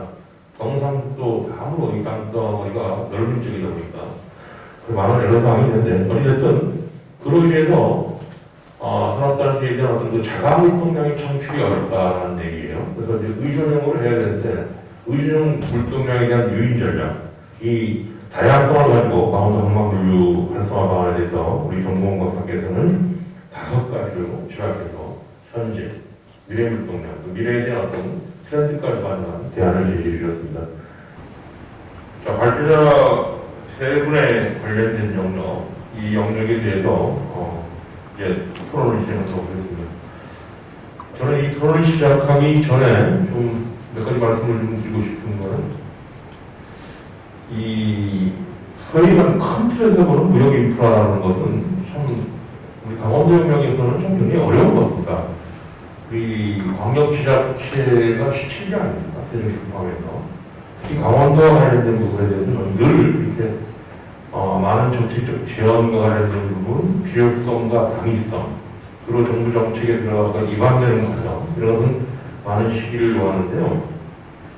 개인적으로 요와 관련된 우리 특히 관세 영역과 관련된 경험이 좀 있는 게 여기 우리 한상현 우리 회장도 계시고 성선호 교수도 있고 특히 김진근 박사가 계시는데 강원도 세관과 관련된 부분에 대해서 우리 2000년대 초에요. 그 원주가 이제 그 강원권의 중심 무역에 있어서 46.7%입니다. 포션이. 그래서 의료기기 산업의 치고를 통해서 원주 생활의 필요성을 제기해가지고 이런 똑같은 형태입니다. 그래서 세미나를 한 3번 했어요. 춘천에서 우리 원주 가고. 그래서 이 원주 생활을 드디어 저희가 만들었잖아요. 그리고 세상에 남북 출입경을 이야기하고 남북 교육을 이야기하는데 이 서쪽 중심에 있어서 돌아가는 생활을 만드는데 이 동해 축에 있어서 고소공 기하고 출입경과 관련된 그 당시로 얘기하면 출장소입니다. 서쪽 생활에서. 그래서 제가 또 발제를 했죠. 그래서 고성생활이 만들어졌어요. 그래 이런 것이 또 활발하게 움직이지 않으니까 지금 말도 없는 뭐 이거 우리 세간에 우리 저 김영수라는 거 계시지만 비즈니스 센터가 뭡니까 이게 뭐 직장이 있는 건지 없는지는 모르겠습니다. 그리고 저희가 우리 회장님 우리 회장님 아시다시피 강원도 본부세관 강원도 본부세관 얘기를 했어요. 10년 전 얘기입니다. 근데 어느 날 갑자기 내륙세관은 없어진 추세인데도 불구하고 대구 본부세관에 가 있었어요. 우리 동해세관이 어디 겁니까? 서울 본부세관 소속입니다. 직제가. 그 과정에 저희가 평택세관을 이야기했거든요. 직관세관을. 한 항해권은 평택세관이고 한 동해권은 동해세관이라는 얘기를 했어요. 근데 평택은 발달을 해서 지금 우리 송선호 교수님께서 발제를 하셨잖아요. 이게 이 수도권 중심에 우리 평택 강진 쪽에 관련된 물류하고 우리 동해 강원도 그러니까 이런 거예요. 강원도 분들이 바라보는 시각이 동해 목포하면 동해시 거다라는 생각이 강원도 거라는 생각. 크게 대한민국 바다인데 강원의 바다가 아닌 동해의 바다예요. 동해시의 바다예요. 이런 형태의 어떤 인식이 아직까지도 변하지 않는다는 것은 결국 그것이 인프라로 이어지는 거 아닙니까? 아무튼 KTX가 동서축에 있어서 이 동해까지 와 있는 현실, 경험인분들에 대한 조직에 대한 기능 확대뿐만 아니라 신설의 필요성을 제기하고 있는 이 시간 시작해보도록 하겠습니다. 전체 내용 중에 제가 볼 때는 이 세 분의 발제에 대해서 동해에 대해서 특히 산업계와 관련된 부분에서 가장 많은 내용을 알고 계시는 동해상공회의소의 하정갑 위원님께서 처음에 토론을 좀 풀어주셔야 됩니다. 그래서 한 7분 정도 하는 말씀을 좀 해주시면 감사드리겠습니다. 예, 감사합니다. 동해상회소 회장 하정화입니다. 우선 발제를 해주신 송선욱 교수님, 강드론 교수님, 정동훈 박사님 주제 발표 잘 들었습니다. 아주 내용도 알차고 특히 우리 동해시간 성격에 대한 송 교수님 발제 내용은 제가 진짜로 감사를 드리고 공감을 합니다. 예. 그리고 이 먼 거리에서 오신 한상현 교수님과 김정은 박사님께도 동해 시민을 한 사람으로서 동해까지 이렇게 와주심에 대단히 고맙고 감사를 드립니다. 우리 동해시는 개천과 동시에 한동해권 북방물류 전진기지로 자리매김하기 위해서 주변 국가와 활발한 교류를 하고 있었고 또 특히 러시아와는 수산물 교역을 확대하고 있습니다. 2021년도 완공되는 동해신항은 한동해권 중심항만으로 도약하기 위한 여건이 마련되며 북평산업단지, 동해자유무역지역, 송정산업단지 등 배후 산업시설들이 산재하고 있습니다. 포항에서 연결되는 동해안선 철도, 평택에서 동해로 이르는 고속도로 개통으로 중부 내륙지역 물동량의 증가도 예상됩니다. 현재 동해시가는 속초 지역 고성양양 포함해가지고 이 외를 제외하고 강원도 전역을 관할하고 있어가지고 현 조직원들이 매우 연약한 상황에서 근무하고 있다고 보여집니다. 저희 상공회의소에서 아까 우리 엄 교수님께서 말씀하셨다시피 2008년도, 2012년도 이 본부세관 설치 문제를 관세청에 건의한 바가 있습니다. 그래서 답변은 원론적인 말로 해신을 받은 바가 있습니다. 국제관광선 운항이 좀 지금 현재 중단된 상태고 배후단지가 조성되지 못한 이런 우려 부분도 있습니다.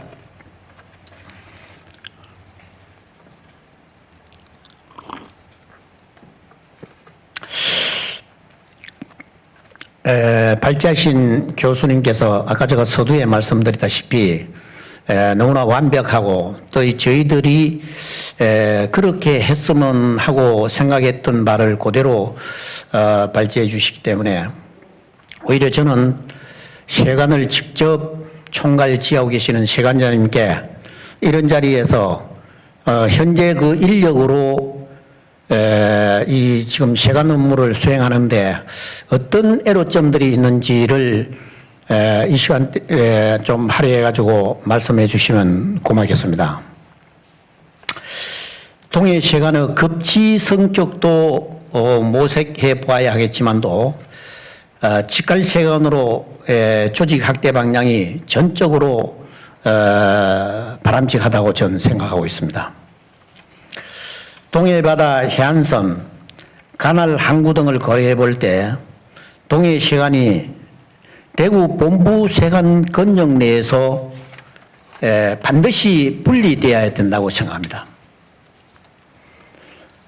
한동해권 북방물류 전진기지 역할을 할 수 있도록 성격되도록 여기에 계시는 분, 학회에 계시는 우리 회장님들 또 발제하신 우리 교수님 많은 조언을 좀 주시기 부탁드리고 이런 성격을 위한 문제점들을 도출해내서 정부에 건의해서 꼭 직할 그 세관이 성격될 수 있도록 그렇게 최선의 노력을 시민의 한 사람으로서 또 사회단체의 한 사람으로서 할 수 있도록 노력하겠습니다. 이상 보고를 마치겠습니다. 감사합니다.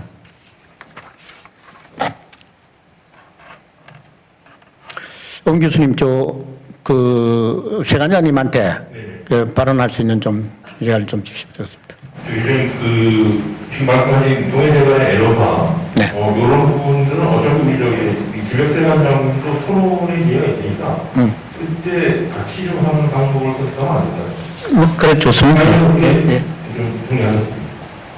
우리 가정과장께서는 지금 세관과 관련된 직접의 평가나 이 부분에 대해서 굉장히 많은 부분을 고민하시는 적도 있고 특히 우리 생조스님이 발제하신 내용에 대해서 그 비교 설명한 내용에 대해서 굉장히 높이 평가하는 내용이고 이런 것들이 밑바탕이 되는 백업이 되는 내용이 정책적인 제안으로 관세청을 통해서 또 기재부고 형하고 직접입니다. 이런 형태의 순서가 돼야 된다는 그런 형태의 내용으로 이해할 수 있겠죠. 그죠? 네.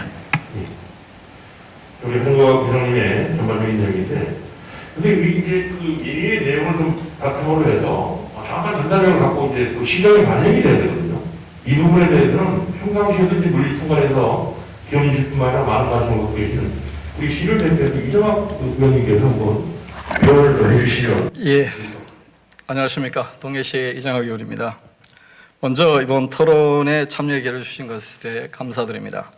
전문적인 부분은 우리 전문가분들께서 말씀해 주셨기 때문에 저는 제 의견을 좀 말씀을 드리고자 합니다. 우리 최근 정부와 정치권을 중심으로 해서 공공기관의 추가 지방 이전이 하도로 대두되면서 지자체마다 공공기관 유치에 발벗고 나서고 있습니다. 우리 동해시는 그동안 정부의 정책에 부응하고자 기관 산업을 통해 국가 경제에 많은 기여를 해왔습니다. 이러한 사업으로 인해 전해의 수리원 장경관을 보유하고 있음에도 불구하고 환경의 파괴와 훼손을 겪어왔습니다. 그런데 환경 문제로 주민들의 생활에 직간접적으로 상당한 어려움을 현재도 감당해내고 있는 중입니다. 그럼에도 불구하고 국가 균형 발전을 위해 추진하는 공공기관 이전이 강원도 영동 남부권, 특히 동해시에 대한 내용은 정부나 언론이나 정치권 그 어디에서도 찾아보기가 어려운 것이 현실입니다. 공공기관 이전이 남의 나라 일처럼 여겨지는 것 같아 매우 안타깝습니다. 공공기관이 동해시에 있어야 마땅하고 또한 유치되어야 하지만 그것이 힘들다면 기존의 공공기관들을 활성화시키는 방향으로 미래 대응 전략을 세우고 강력한 메시지를 보낼 필요가 있다고 생각합니다. 성장 가능성과 발전 잠재력이 큰 지역에 이미 자리 잡은 공공기관들이 변하는 환경에 능동적으로 대처할 수 있도록 조직과 기능을 강화해야 한다고 생각합니다. 지방 중소도시에 위치한 중앙정부 산하기관이 승격이나 행정체계 개편이 이루어진다면 인력 추가 배치, 역할 활성화로 지역 발전에 선순환 역할을 가져올 수 있기 때문입니다. 공공기관 승격 및 행정체계 개편이야말로 소외된 우리 시가 가야 할 방향이 아닌가 생각합니다. 또한 정부도 기관 승격 또는 행정 개편을 통해 국토 균형 발전에서 소외된 지역의 상실감과 박탈감을 해소시키는 계기가 될 것이라고 확신합니다.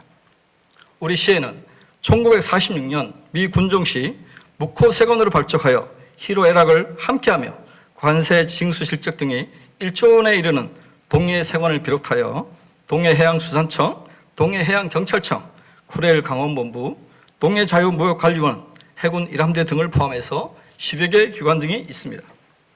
이러한 공공기관들이 지역 발전에 큰 역할을 하기 위해서는 승격 또는 행정체계 개편이 가능한 공공기관에 대하여 우리 시가 선택과 집중을 통해서 적극적인 지원을 함으로써 공공기관 이전보다 더 큰 효과를 발휘할 수 있도록 해야 한다고 봅니다. 한 예로 동해세관은 원자력의 제품 수출입 통관을 담당하며 북방교육 전지기지 역할을 수행해 왔습니다. 이미 정부는 북방시대에 대비한 각종 사업의 속도를 내고 있습니다. 해양수산부는 대북방 전진기지로서 동해시랑 조성에 지금 나서고 있고 국토교통부와 통육을 또한 한번도 뉴딜 사업의 일환으로 유라시아 대륙철도망과 이어지는 동해북부선 연결을 통해 남부 종단 철도망 구축에 적극적인 의욕을 보이고 있는 현실입니다. 각 부처마다 이렇게 발빠르게 움직이는 상황에서 세계 10대 무역 대국 진입에 야전 사령관 역할을 다해온 간세청도 북방 개척이라는 국가과제 수행과 국토균형 발전이라는 시대적 부름에 부응해야 한다고 생각합니다. 그 첫 단계로 동해세관이 전략적 위상을 새롭게 인식하고 역사적 사명을 다할 수 있도록 조직 개편에 나서야 한다고 생각합니다. 지난 2009년 평택세관이 인천세관이 산하세관에서 관세청 직활세관으로 변경된 바가 있습니다. 직활세관으로의 승격은 환황해권 거점항인 평택 당진항의 발전 가능성을 우선 고려한 것입니다. 무엇보다 평택세관을 인척세관과 더불어 우리나라와 중국 간 교육의 양대 관문으로 집중 육성하고자 하는 국가 미래 발전 전략에 부응한 관세청의 성경 지명에 따른 것이라고 합니다. 동해세관도 마찬가지입니다.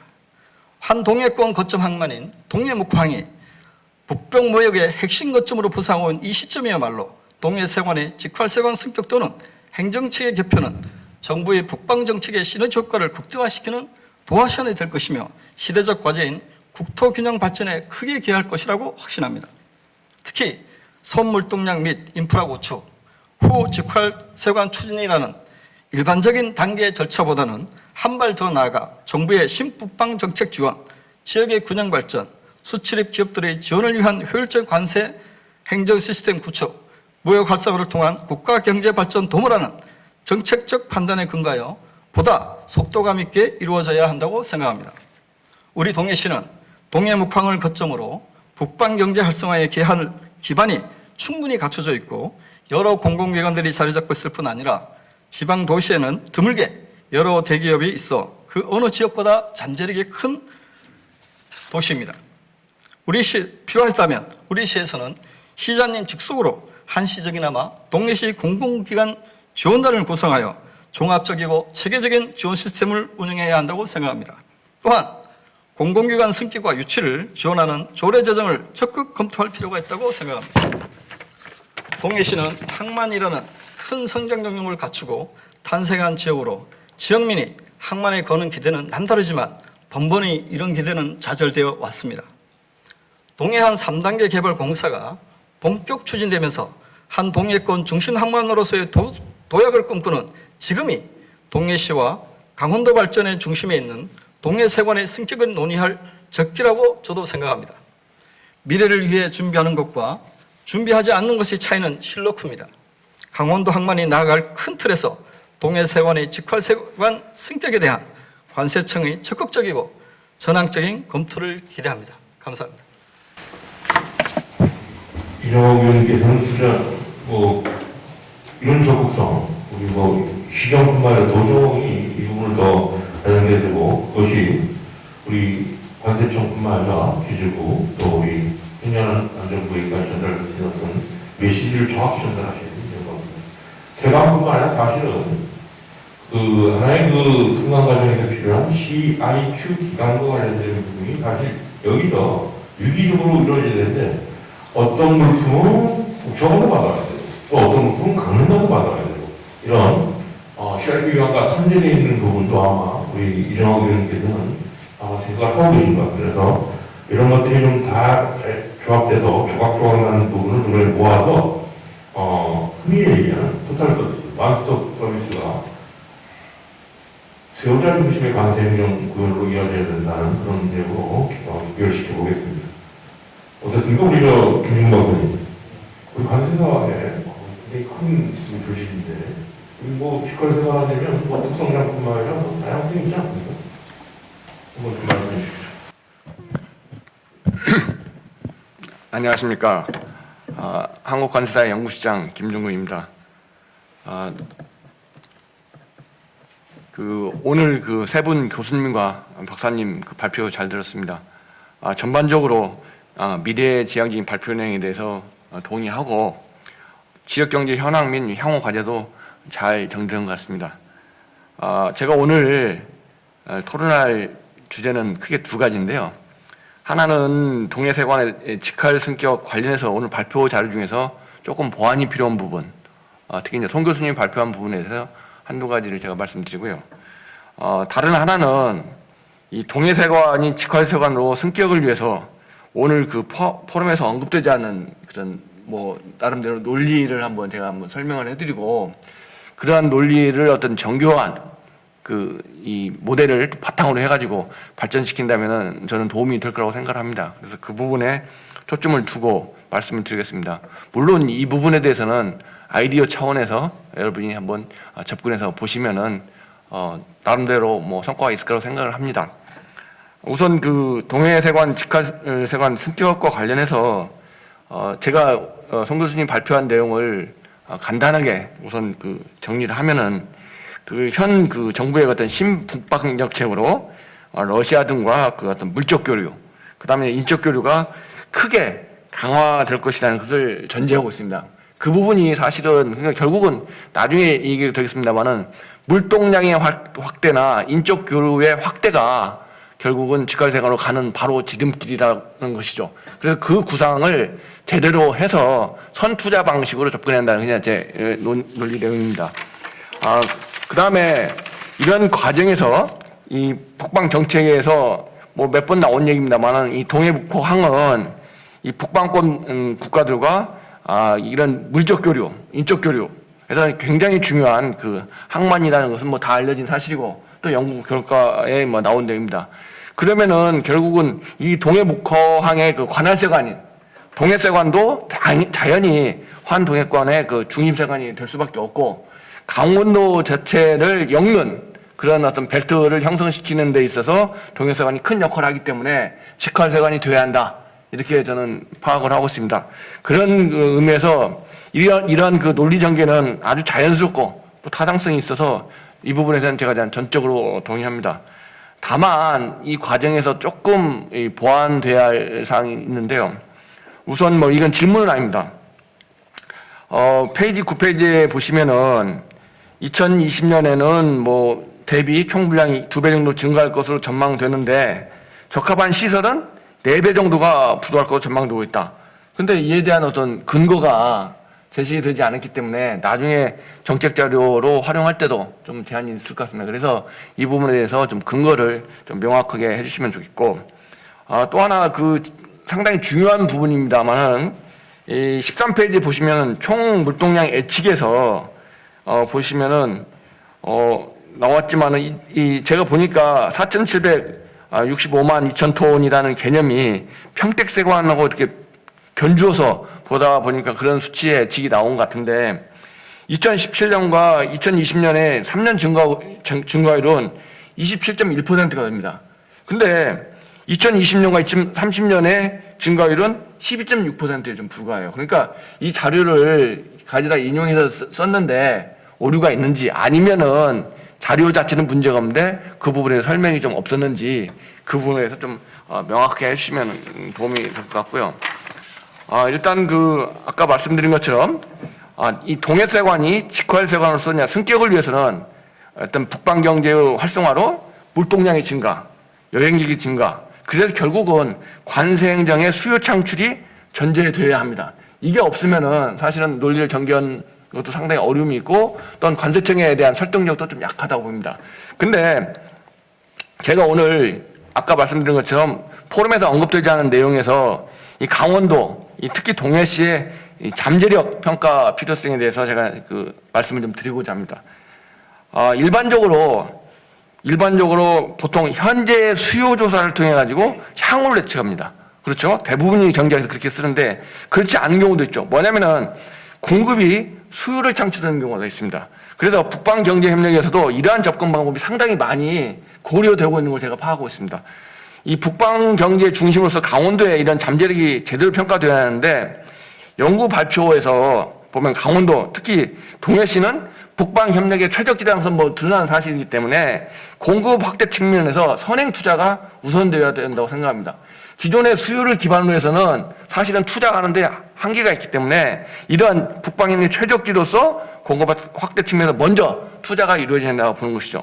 그래서 그러면은 제가 처음에 이 아이디어를 토론 준비하면서 이렇게 파악을 해보니까 좀 찾게 됐는데 나중에 좀 더 많은 자료를 검토하다 보니까 2012년에 강원발전연구원에서 이 부분에서 언급한 부분이 있습니다. 그래서 그 당시 보면은 교통시설 공급이 교통수요를 창출한다는 그런 논리를 말하면 전개해서 상당히 매스컴을 받은 걸로 좀 기억이 되는데 그래서 지금 이걸 우리 강원도 동해시 쪽에 빗대서 보면은 물류 단지의 공급이 물류 단지 수요를 창출한다는 논리라고 보면 됩니다. 그래서 경쟁력 있는 최적의 물류 단지 건설을 우선 한 다음에 그런 건설이 된 이후에는 반드시 물류 물동량의 증가가 된다는 걸 의미하는 겁니다. 이게 무슨 말이냐면은 결국은 최적이라는 한정된 지역에서 투자가 선행되어도 우리가 말하는 과잉 투자가 될 가능성이 없기 때문에 우선 투자를 해서 시설을 단지를 형성시키고 그런 형성된 단지에 많은 업체들이 진입할 수 있도록 그런 유인책을 제공해야 한다는 것이죠. 그래서 이 잠재력을 바탕으로 해서 물류단지를 건설해서 자유경제 단지에 있는 많은 기업들이 입주할 수 있는 그런 유인을 제공하는 것도 필요하죠. 근데 이게 좀 어려운 부분이 하나 있습니다. 뭐냐면은 제가 몇 번 강조합니다만은 현재 기업 유치 수요로만은 물류시설 건설에 한계가 있습니다. 왜냐면은 잘 아시다시피 이 항만시설을 비롯한 물류시설은 일정한 규모의 그런 규모의 경제가 달성이 이루어지지 않으면은 실제적으로 경쟁력을 가질 수가 없습니다. 그렇기 때문에 현재의 수요보다는 장래 초점을 두고 접근해서 우선 이 부분을 설득을 해서 지금 수요보다는 앞으로의 수요에 초점을 두고 물류단지를 만들어 봅시다. 여기에 좀 초점을 두고 좀 정교한 논리 개발이 좀 필요하다고 생각이 됩니다. 그래서 이 북방 교육에 대해서는 실질적으로 경제학에서 말하는 불균형 성장론보다는 균형 성장론 쪽에 좀 가까운 부분이 있기 때문에 충분히 말하면 상대적으로 좀 낙후된 이 지역의 어떤 활성화에 좀 도움이 될 거라고 생각합니다. 그래서 이 부분에 대해서 여기에 관련된 많은 연구원들께서 좀 정교한 논리 개발을 한번 시도해 볼 필요가 있다고 생각합니다. 그 다음에 시간이 제한돼서 결론적으로 동해시는 이 북방 경제 핵심으로서 외연 확대가 필요합니다. 동해시는 강원도, 우리나라 넘어서 북방 경제의 중심이 되어야 금방 말하는 수요 창출이 가능하다는 것이죠. 그래서 제가 생각하기에는 이제까지 했던 국가와 정부 간 협력도 필요하지만 동해시가 도시 간 경제 협력에서 경제권, 문화권, 인력 이동을 위해서는 문화권의 중심되는 그런 구상이 필요하다는 것이죠. 그래서 이 부분은 여러분이 들어보시나 모르겠는데 옛날에 한 10여 년 전에 배세토라는 게 있었습니다. 뭐냐면은 베이징, 서울, 도쿄 이 경제 문화 협력에서 서울이 중심이 되는 그런 그 하나의 캐치프레이스가 배세토했고 상당 부분 많이 운영이 되었다가 지금은 좀 흐지부지 되는 적이 있습니다. 그래서 제가 생각하기로는 동해시가 우리나라 북방문명인 러시아, 몽골, 중국, 북한 경제권의 중심이 되면은 이게 가능하지 않을까. 그래서 동해시가 이런 북방 경제의 중심으로 자리를 잡거나 자리를 잡기 전에도 구상이 확고해진다면은 동해세관의 직화세고의 성격은 뭐 자연스럽게 그렇게 될 수밖에 없을 거라고 생각합니다. 그래서 이 부분을 물론 저는 이 부분을 좀 아이디어 차원에서 뭐 제공했습니다만은 이 부분에 대해서 조금 더 정교한 어떤 그 모델을 형성시켜서 어떤 정책 제안에 조금 뒷받침이 됐으면 좋겠습니다. 이상으로 마치겠습니다.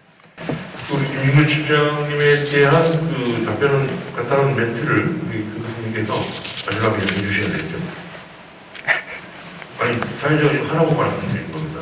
해주시고 우리 김인근 박사님 그 지금 발표하신 내용들, 지금 토론하신 내용들은 제가 한상현 우리 회장님께 말씀드려서 우리 동계학술대회 때 꼭 그걸 좀 발표해서 동해세관의 그 우리 타당성 이것에 대해서 한번 검토를 해보시면 좋을 것 같습니다.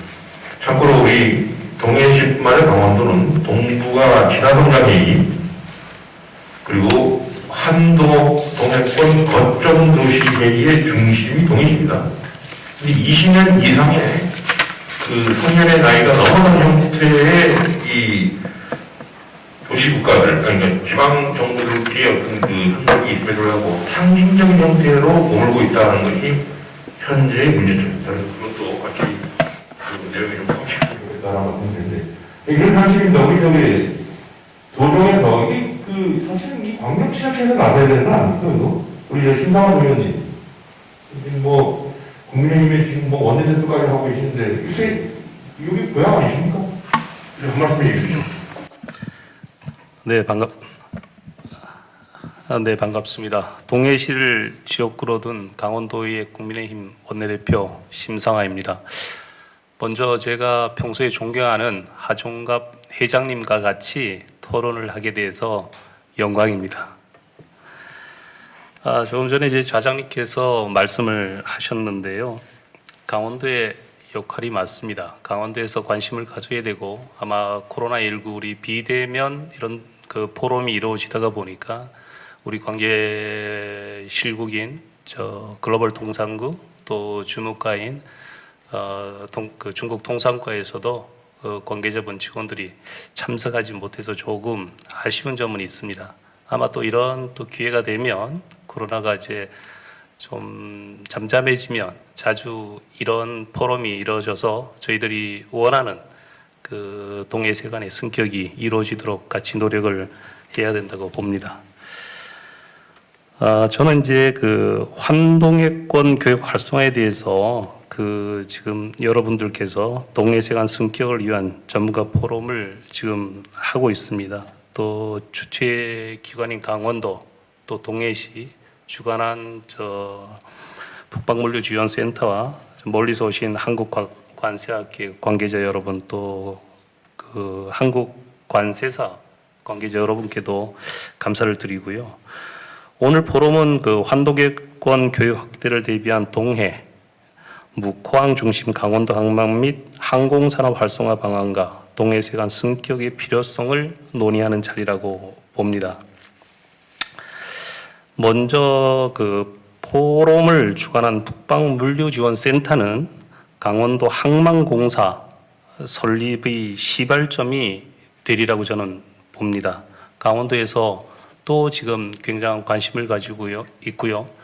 지금 준비 단계에 있는데 아마 동해시하고 북방물류연구지원센터의 지금까지 역할이 우리 강원 항만공사 설립으로 이어졌으면 하는 그런 바람을 가져보고 의원으로서도 역할을 하도록 하겠습니다. 먼저 발표자님께서 동해세관 승격의 필요성과 강원도 항만물류 활성화 방안에 대해서 발표를 하셨습니다. 저는 현 정부는 국정운영 5개년 계획의 시dob을 공약에서 경북을 환동해와 북방교육의 전진기지로 육성한다는 계획을 발표를 했습니다. 세부 공약 내용에서 항만에 대한 구체적인 내용은 사실 없습니다. 이에 강원도는 한반도의 안보, 생태, 경제, 평화 선도구역으로 육성할 것으로 보여집니다. 저는 이것을 계기로 강원도나 동해시는 대북방 교역 거점 및 영동꽃 물류 거점을 동해, 묵황으로 선점해야 된다고 저는 보고요. 이어간다면 동해세관의 업무와 역할이 커질 수밖에 없을 것입니다. 그러면 지금 현재 지역세관인 동해세관을 직할세관으로 승격이 필요한 사실 저는 첫 번째 이유라고 보고요. 또한 동북아시아 환동해권 지역의 대부분 국가는 통관 절차가 까다롭거나 불편한 사회주의 국가입니다. 이러한 어려운 환경 속에서도 동해세관의 업무를 보면 직할세관의 역할을 하고 있는 것 같습니다.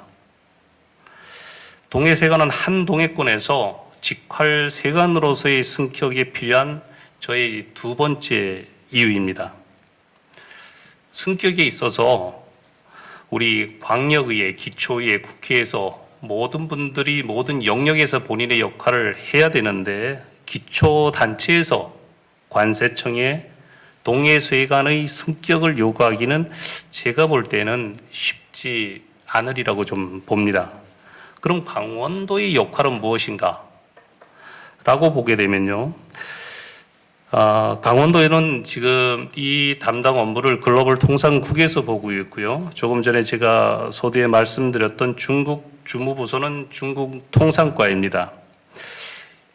여기 강원도하고 동해시가 협업을 해가지고 이런 의견서, 건의서를 관서청에 제출하고 같이 요구하면 조금 더 낫지 않을까 그런 생각을 한번 해보고요.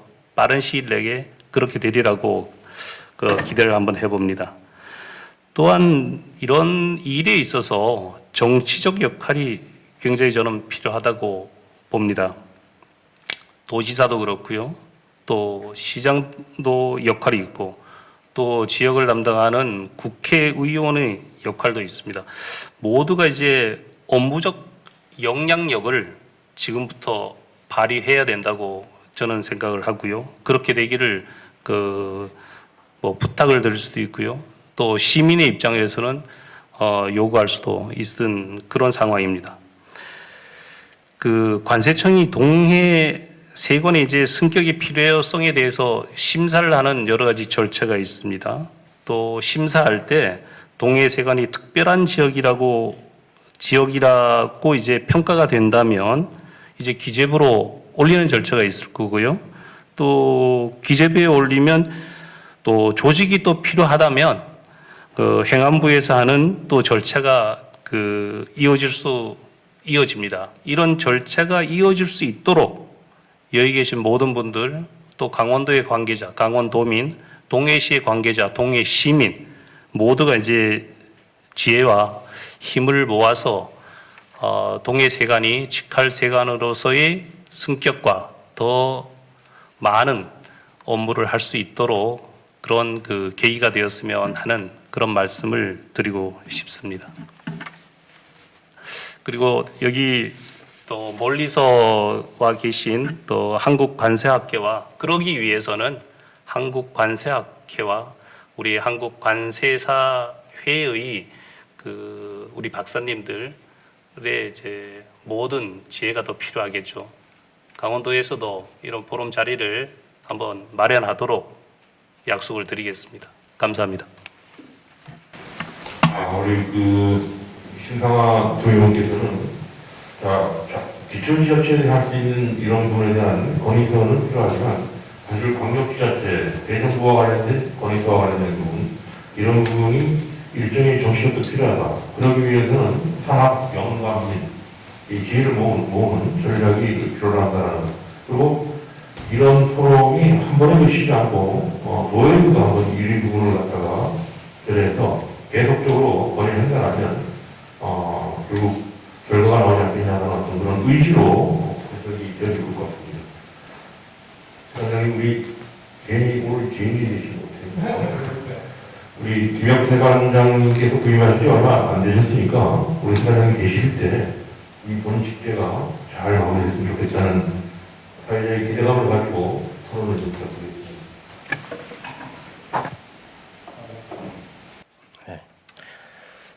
네, 동해사관장입니다. 네, 반갑습니다. 먼저 여러 교수님들과 우리 패널 또 토론자분들의 관심 어린 우리 관세행정 그리고 애정 어린 충고 다음에 많은 연구와 의견들을 감사히 잘 경청하고 있습니다. 또 감사의 말씀도 드리고요. 이 자리에서 저는 동해세관 조직 확대에 대한 몇 가지 애로사항들 포함해서 가정과 회장님도 말씀하셨고 여러 가지 우리 김중근 실장님도 말씀하셨는데 저희 관세청 저희 동해세관 대표로 감사한 마음이지만 또 애로사항이라든가 또 힘든 점의 관점에서 몇 가지만 더 설명을 좀 드리도록 하겠습니다. 나머지 분석이라든가 연구 검토 자료는 워낙 잘해 주셨기 때문에 그 부분을 생략하겠습니다. 여러분도 잘 아시다시피 행정기관의 조직 확대와 인력 증원은 그리 녹록지가 않습니다. 관세청 본청에서 채택이 돼야 되고요. 그다음에 먼저 행안부로 갑니다. 행안부로 가고 행안부에서 통과가 돼야 기재부 가서 예산 협의가 됩니다. 그런 과정들이 엄청나게 힘듭니다. 공무원 조직 확대라는 게 그렇더라고요. 그래서 조직 및 인력 확대 위해서는 말씀 많이 하셨지만 향후 일어날 일이다 예상을 해서 조직을 확대해 주는 게 아니라 물동량이라든가 업무량 그다음에 신규 발생되는 업무 그다음에 동해로 말씀드리면 컨테이너 터미널이 생겼다거나 부두가 생겼다거나 여객 터미널이 생겨야 되는 그런 개발이 확정된 이슈 등이 있어야 그런 행정수가 급증해야 가시는 통계가 있어야만이 채택이 되고 시작이 될 수 있습니다. 그런 의미에서 동해세관의 현재 업무량을 제가 한번 간단히 살펴봤습니다. 저희 주요 업무가 통관 업무이기 때문에 통관 분야만 말씀드리면 수입 건수는 다 아시겠지만 0.02%입니다. 전국 대비. 수출은 0.01%입니다. 아주 낮은 편이죠. 그래서 3년간 큰 변동이 없습니다. 또한 동해항을 통해서 화물 반출입량이 또 오히려 19년도에는 전년도에 비해서 감소했습니다. 또 휴대폰 통관 업무라고 이게 중요합니다. 크루터미널 있죠. 동해항에서 러시아, 일본을 오가던 크루즈선이 최근에 포항을 이전해서 현재 폐쇄된 상태입니다. 오히려 관세 우리 수요가 축소된 현실이죠. 네, 그렇지만 저는 우리 동해 지역에서 세관장을 하면서 보니까 시베리아 횡단 철도, 북극 항로, 한반도 신경제지도 환동해 벨트 추진, 동해 북부선 이런 아주 중장기적인 개발 청사진들이 많습니다. 그래서 이 지역 경제 발전에 긍정적인 측면이 되겠고요. 향후 지역 산업 인프라 확충에 돼서 이 경제 활성화와 더불어서 우리 세관의 역할이 더 커지지 않겠느냐. 그러면 자연스럽게 조직 확대의 필요성도 증대될 것이다라는 생각을 하고요. 현재 지금 직활세관을 말씀을 많이 하시는데 저희 동해세관은 안타깝게도 16년도 속초세관이 2006년도 속초세관이 분리되면서 축소가 됐습니다. 4급 세관장에서 5급 세관장으로 축소가 됐고요.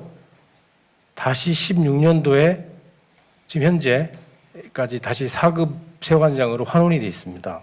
근데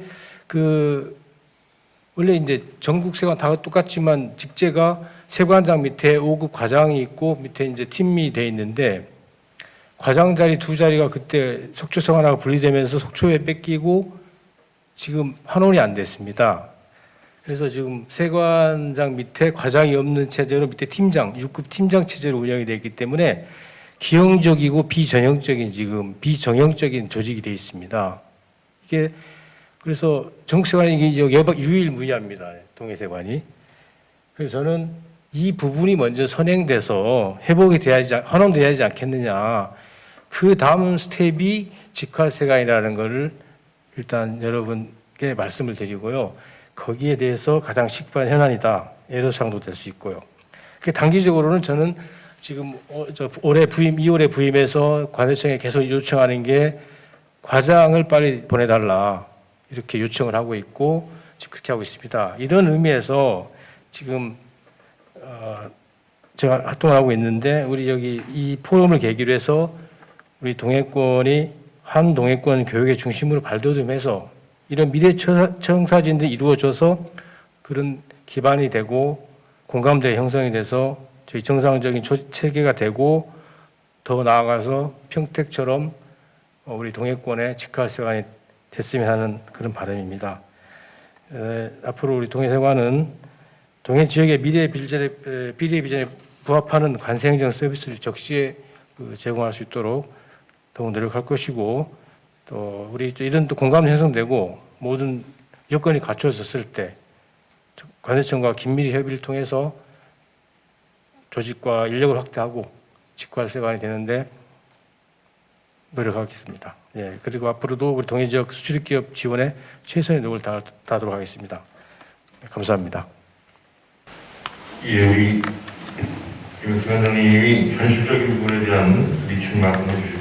우리 강원도 18기 시군의 영역 아시죠? 우리 지역 관할세관과 관련된 부분을 보면 동해세관, 석표세관, 또 동해세관의 원주 비즈니스센터가 있고요. 그리고 석표세관의 보성 비즈니스센터가 있고요. 그리고 원주세관이 과거에 하얀 특수된 조직이거든요.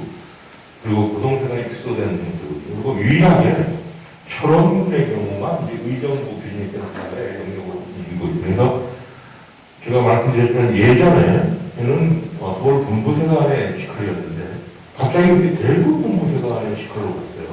그래서 예전에 우리 하종가 부장님 계실 때 우리 저런 얘기 총기세관, 총기세관 모아서 우리 직할세관 해야 된다는 그 용태 아니었습니까? 그래서 그런 내용이 있는데 우리 현실적인 부분에 대한 고민이 우리 세관장님도 많이 갖고 계시고 저는 우리 김준국 박사님이 이야기했던 세이버치 공공선 형태의 그 논리를 좀 펴서 이 영역의 특수성을 좀 발휘한 내용을 갔으면 좋겠다는 좀 이런 필요가 필요할 것 같습니다.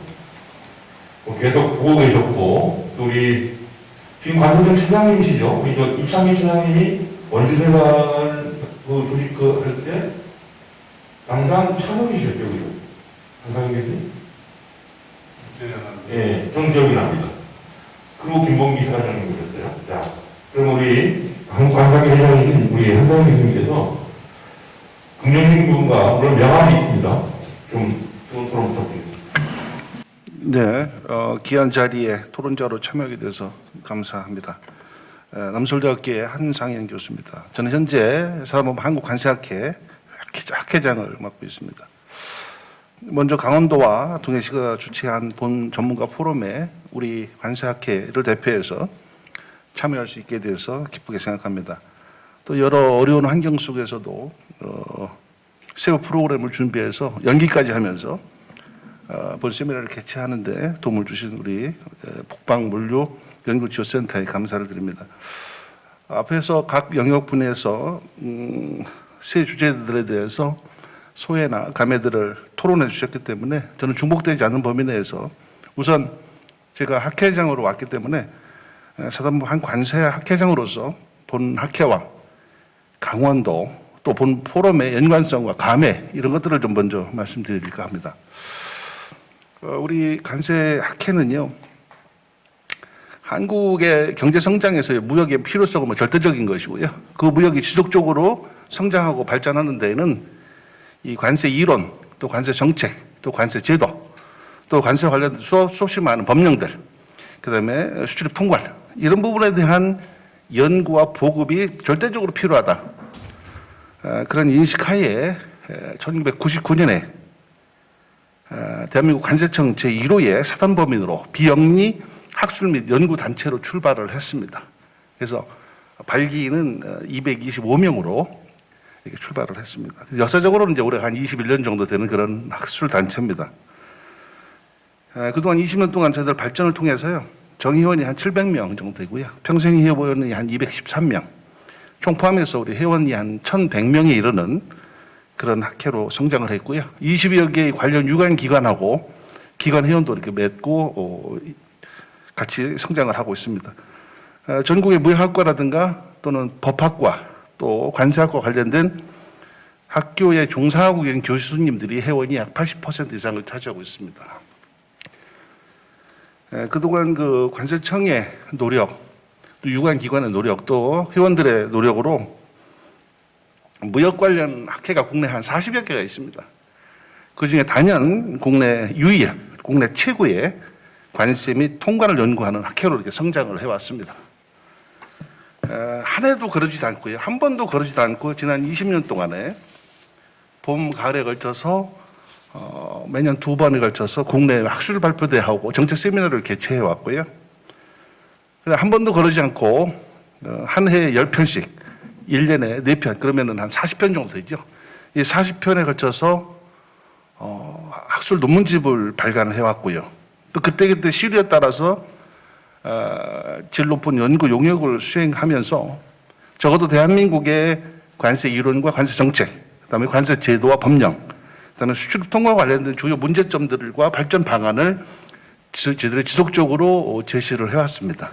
적어도 자평하건대 이 대한민국의 관세학의 학문적 기틀을 저희들은 잡았다 뿐만 아니라 관세 행정에 필요한 여러 정책 자료라든가 입안에 필요한 핵심적인 브레인 역할을 저희들 나름대로 다 해왔다고 생각을 합니다. 즉 우리 관세학회는 그동안 관세, 통관, 세관과 관련된 주제라면 어느 곳이든 언제라도 학계와 행정부, 그다음에 관세사 업계 등의 전문가로 활동해 계신 분들을 모시고 언제나 발표하고 토론해왔습니다. 이런 우리 관세학회 참여와 관심은 강원도와 관련된 주제도 예외는 아니었습니다. 아까 우리 엄원장님도 얼핏 말씀드렸습니다. 그동안 고성세관이라든가 원주세관의 유치의 필요성을 지속적으로 제기해서 결국에는 유치에 공헌했고요. 또 대북방 진출에 따른 통과 제도의 개선 이런 부분도 지속적으로 학술 발표대회라든가 학술지를 통해서 발표를 해왔고요. 또 이 지역이 낙후된 무역 인프라라든가 또 환동해권 항만물류 활성화에 관련된 수없이 많은 발표와 논문들을 통해서도 지속적으로 소리 높여 왔습니다. 그 목소리를 내는 한가운데 우리 관세학회가 함께 해왔습니다.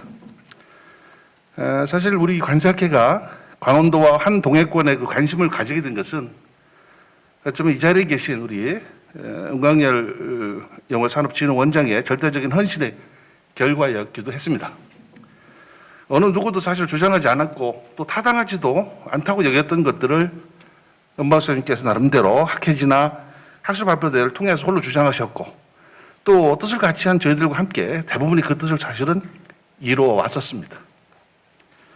어쩌면 관세학회의 그 연구 영역과 범위를 강원도, 환동해권, 북방경제로 확대시키는 데도 사실은 굉장히 큰 역할을 해주셨습니다.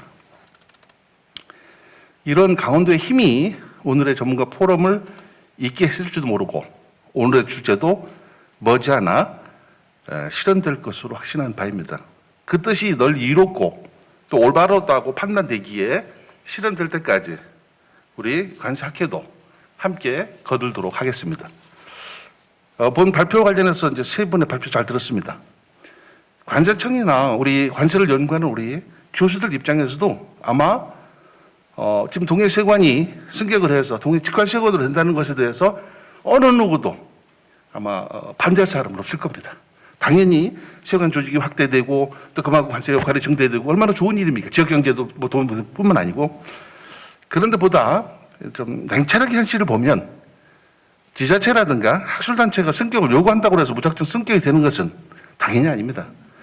또 그만큼 승격 여건이 충족되는가가 대단히 중요한 문제가 될 것입니다.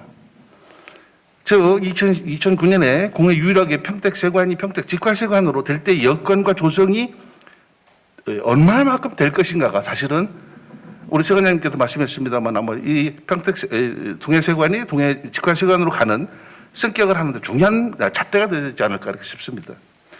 그 핵심은 아까 발표자들을 통해서 말씀하셨습니다만 물동량이 증가, 거기에 적합한 인프라 확충, 여건 조성에 있다고 할 것입니다. 결국 세관의 행정 수요가 증가하고 또 그래야 동해세관이 성격되고 동해세관의 성격이 되어야만 조직과 기능이 확대로 연결될 것이기 때문입니다.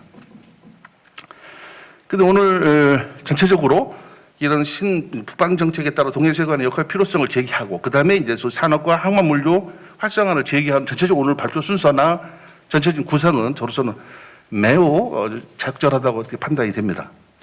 옛말도 첫 숟가락에 배불리 없다고 지금 하는 얘기가 있지 않습니까? 그러나 숟가락질을 계속 하다 보면 지속될수록 이제 배도 불러지는 그런 법입니다.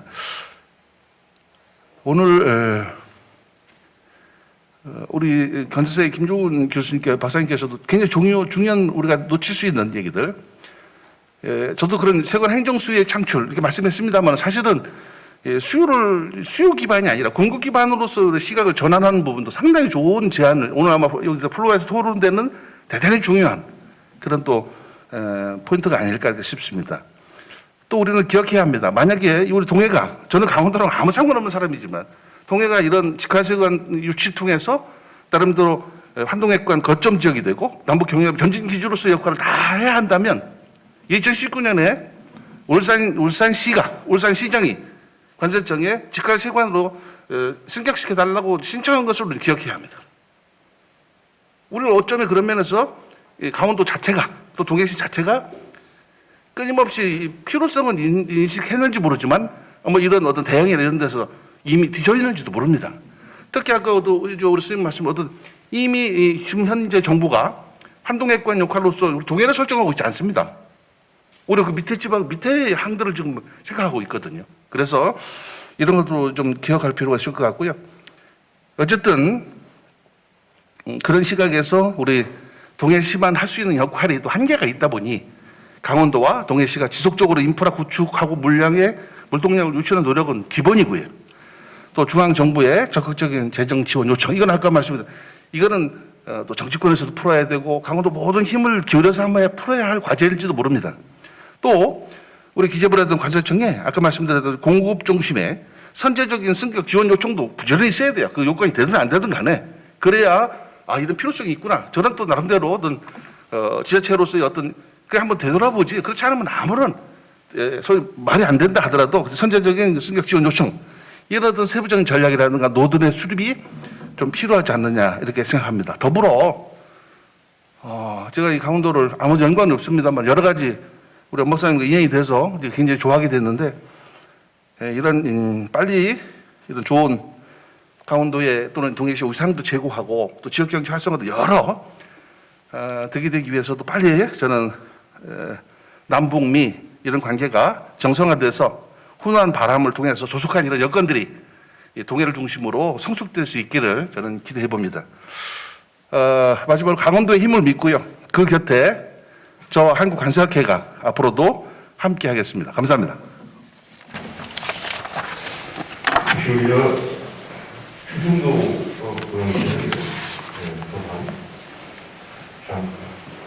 추중도가 강원도에서 나타나는 얘기를 제가 뒤에서 하는 경험이 별로 없었는데 강원도 사람이 다 된 것 같아요. 일단 토론자분들의 전문가분들의 이야기는 다 들었습니다. 결국 결론은 논리에 집약성을 통해서 재정 설득 논리가 필요하다. 그러기 위해서는 기초, 광역 지자체, 우리 산업 경감민, 그리고 우리가 바다를 바라보는 시각도 강원의 바다지 동해의 바다는 아니다. 동해시의 바다는 아니다. 그래서 지혜를 모으는 전략이 필요하다는 이야기로 생각하시면 될 것 같습니다.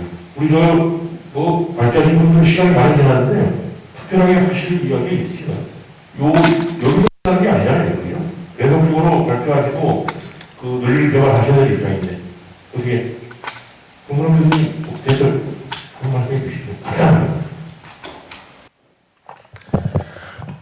좋은 말씀 감사드리고요. 저도 기본적으로 이 동해세관이 직활세관을 하기 위해서는 전제가 관세행정 수요가 창출되기 위한 백그라운드는 물동량 그리고 관련되는 여객 수요 이런 것들이 전제되는 것을 전제해서 제가 발표를 했습니다.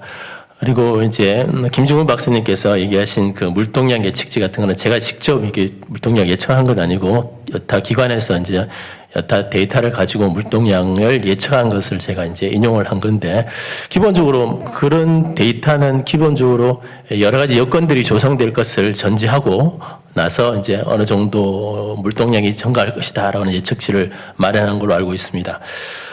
그래서 기본적으로 이 다른 여러 패널 분들께서도 말씀하셨고 저도 뭐 똑같은 얘기를 반복하겠지만, 기본적인 전제는 동해시와 강원도가 기본적으로 이 동해세관을 성격시키기 위한 여타의 제반 여건들을 조성하기 위해서 어느 정도로 노력하는 건가라고 하는 것이 굉장히 중요하다고 생각합니다. 또 한 가지 아까 김중훈 박사님께서 말씀하셨던 그 공급이 수요를 창출할 수 있다라는 부분, 물론 이제 공급이 수요를 창출할 수 있는 부분이 있는 부분도 있고 사실은 없는 부분도 있긴 있습니다만은, 사실은 그런 부분이 하나의 이게 하나의 아이디어가 될 수 있다라고 생각됩니다. 그리고 또 한 가지는 아까 또 한 가지 지적하신 것이 국토 균형 발전이라는 부분도 하나 우리가 주장할 수 있는 하나의 부분이 될 수 있습니다. 그래서 기본적으로 수출입 물동량의 전제가 어떻게 될 것인가에 대한 논리적인 개발도 중요하지만, 그 외에도 또 여타 국토 균형 발전이라든지 또는 새로운 인프라가 먼저 공급되고 난 다음에 창출될 수 있는 것, 이런 것들도 같이 한번 전제로 해서 주장할 수 있게 된다면 조속한 시일 내에 동해세관이 그런 직할세관으로서의 성격할 수 있는 여건들이 조성되지 않을까, 이런 생각이 있습니다. 예, 감사합니다.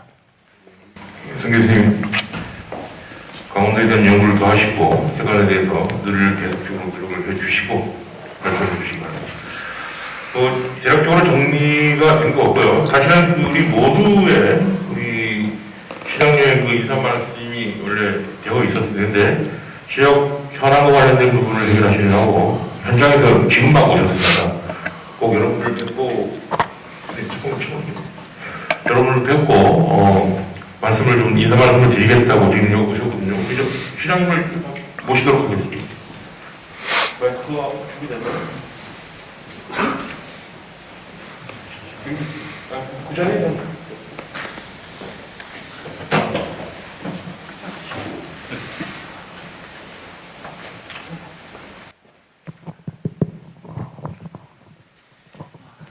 반갑습니다. 심교원입니다. 네. 제가 오늘 도에서 행정부지사님이 오셔가지고 뭐 현안 사업 논의가 있어서 이 자리에 참석을 못했습니다. 오늘 하여튼 동해세관 성격에 따라서 여러 전문가님들께서 세관장님도 오시고 뭐 학계장님도 오시고 이랬는데 좋은 의견들 나누신 것으로 이렇게 알고 있습니다. 우리 동해세관도 그렇지만 우리 동해항은 강원도의 유일한 국가 관리 항만입니다.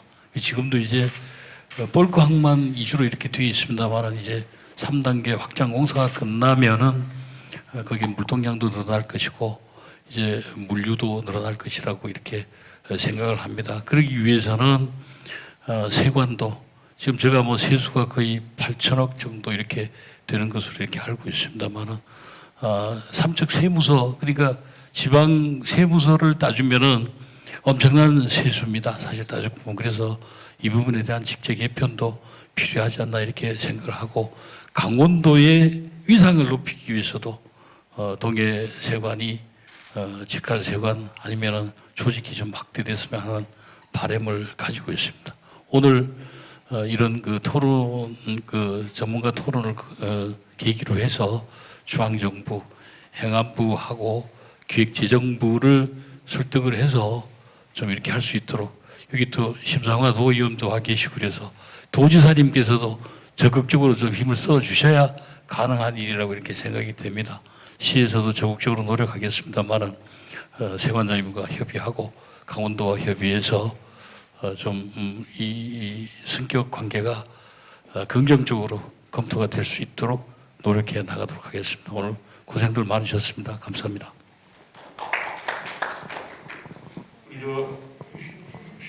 시위행신 우리 네. 제가 이 자리에 기회를 삼아서 우리 학회에서 오신 관세사 학회에서 오신 회장님께 질문을 하나 드리겠습니다. 관세사가 그 통관 절차를 대신해 주거나 우리 관제 법상의 쟁의 소송을 대신해 주는 전문 직업인 걸로 알고 있습니다. 그런데 수출입 통관을 할 수 있는 사람은 하주와 관세사뿐인 걸로 알고 있고, 대한민국 수출입 물량의 96%를 우리 관세사 업무를 통해서 통과하는 걸로 알고 있습니다. 그런 부분에서 우리 무역 중심의 대한민국 국제 경제 구조 하에서는 관세사의 역할이 굉장히 중요한 걸로 제가 알고 있습니다. 그런데 전국적으로 관세사가 1988명, 한 2,000명 정도 되는 걸로 제가 알고 있고, 관세 세무서가 한 1,173개소로 제가 알고 있습니다. 그런데 우리 동해시 같은 경우는 관세사분이 2명밖에 없습니다. 사실 그런 부분에서 그동안 우리 동해세관이 관련 업무 처리를 위해서 관세사 등이 그 원거리인 대구 본부세관을 오가는 불편을 겪는다든가, 특히 물동량 증가에 비해서 동해시의 관세사가 2명밖에 없다는 것은 정말 여러 가지 의미를 담지 않는가 생각을 합니다. 사실 이게 무역 물동량이라든가 모든 것이 이 관세사 분들을 통해서 나가야 되는 부분이기 때문에, 그렇기 때문에 아까 말씀하신 것처럼 대구 세관이 거리가 멀어서 또 서울 세관이 옛날에 있다가 대구 세관으로 간 부분들이 있다고 아까 말씀을 하셨는데, 이런 부분에서 관세사가 이게 적은 이유가 업무적으로 아까 말씀하신 인프라가 구축이 안 돼 있어서 그런 것인지, 아니면 업무적인 부분에서 대구가 거리가 멀거나 어떤 절차상의 문제가 있어서 그런 건지, 이런 부분이 있다 그러면 어떻게 개선하면은 우리 동해시에 관세사들 분들이 좀 올 수 있는, 그게 생길 수 있는 건지, 그 부분을 한번 좀 말씀 좀 부탁드리겠습니다. 대단히 어려운 말씀이십니다. 일단 이렇게 됩니다. 저희 관세사가 이제 쉽게 한 2,000여 명 되는데, 강원도에 5분 계십니다. 퍼센테이지로 0.25%입니다. 왜 그럴 것인지는 쉽게 알 수 있는 것입니다. 결국은 돈이 안 된다는 것이죠. 그래서 관세사가 없는 거죠. 수요와 공급 부분에서 보면 명확한 건데요. 제가 조금 저도 지금 좀 의아스러운 부분이, 사실은 징수를 보면은 1조 1,600억 원 정도 되거든요. 2018년도 기준에 동해 세관이. 근데 관세사 5명, 관세사 2명을 어떻게 해결하는 걸 모르겠어요. 관세 징수액이 그 정도 되는데, 그래서 그 부분은 제가 이제 숙제로 관세사회에 가서 한번 검토해 볼 부분이고요. 대구 경북세관에 말하면 대구세관에 말하면 본부세관에 직제는 그렇게 됐습니다만은, 관세사회 직제에 따르면은 서울지부 소속으로 되어 있습니다. 동해세관 관내 관세사분들은. 그래서 그게 조금 그 관세청 직제와 관세사회 직제가 좀 다른 부분이 그렇게 되어 있습니다. 그래서 그 부분도 조정이 되어야 하는데, 저희 관세사회는 기본적으로 관세청의 직제를 우선적으로 적용하는데, 금방 지적하신 것처럼 그런 불편함 때문에 지금 서울지부로 계속 남아있는 걸로 이렇게 알고 있습니다. 알겠습니다. 예. 이정학 의원님께서는 공부를 많이 하시고, 진학 의원께서는 약속하셨어요. 도의에서 5분만 하신다고. 예? 웃지 마시고 해주셔야 되는데. 자, 장시간입니다. 한 2시간. 요분도 지난 것 같습니다. 우리 지역의 현안이라는 말을 쓰기에는 지금 이 과제와 관련된 부분은 너무 중대하고 과대하다는 얘기였고요. 기초지자체의 의지가 강한 반면, 강원도가 바라보는 시각, 정부가 바라보는 시각은 그래도 조금 우리보다는 약하지 않나. 이 논리를 개발하기 위해서 우리 양방에서 메아리가 올릴 수 있는 그런 내용은 결국 조금씩 조금한 부분을 갖다가 모아서 뒤를 보는 전략, 이것을 통해서 현실의 문제를 나가는 것, 또 그 문제를 해결하는 방법으로 가는 것이 가장 큰 것이 아닌가라는 생각이 듭니다. 오늘 이 이야기가 단순히 정책적 논리로 끝나는 것이 아니죠. 의문이 한다. 우리의 문제는 현장에 답이 있다라는 뜻이죠. 이런 부분들이 현장의 이야기가 담은 우리 세 분의 발제자의 논리적 근거를 보셨고요. 그리고 전문가 나온 형태, 우리 기현도 오셨고 도현도 오셨습니다. 그리고 우리 흥봉빈을 대표한 우리 변호사님 고생 많으셨습니다. 이런 부분들이 오늘 한 번의 어떤 이런 근거 토론을 아닌 계속적인 발표 그리고 칼럼이라든지 정치권의 노력이 병행돼서 이 동해시의 소원이 아닌 강원도 국가적인 소원으로 한동의 거점 도시의 역량이 동해시에서 발휘할 수 있는 그날을 기대하면서 마치도록 하겠습니다. 여러분 고생 많으셨습니다.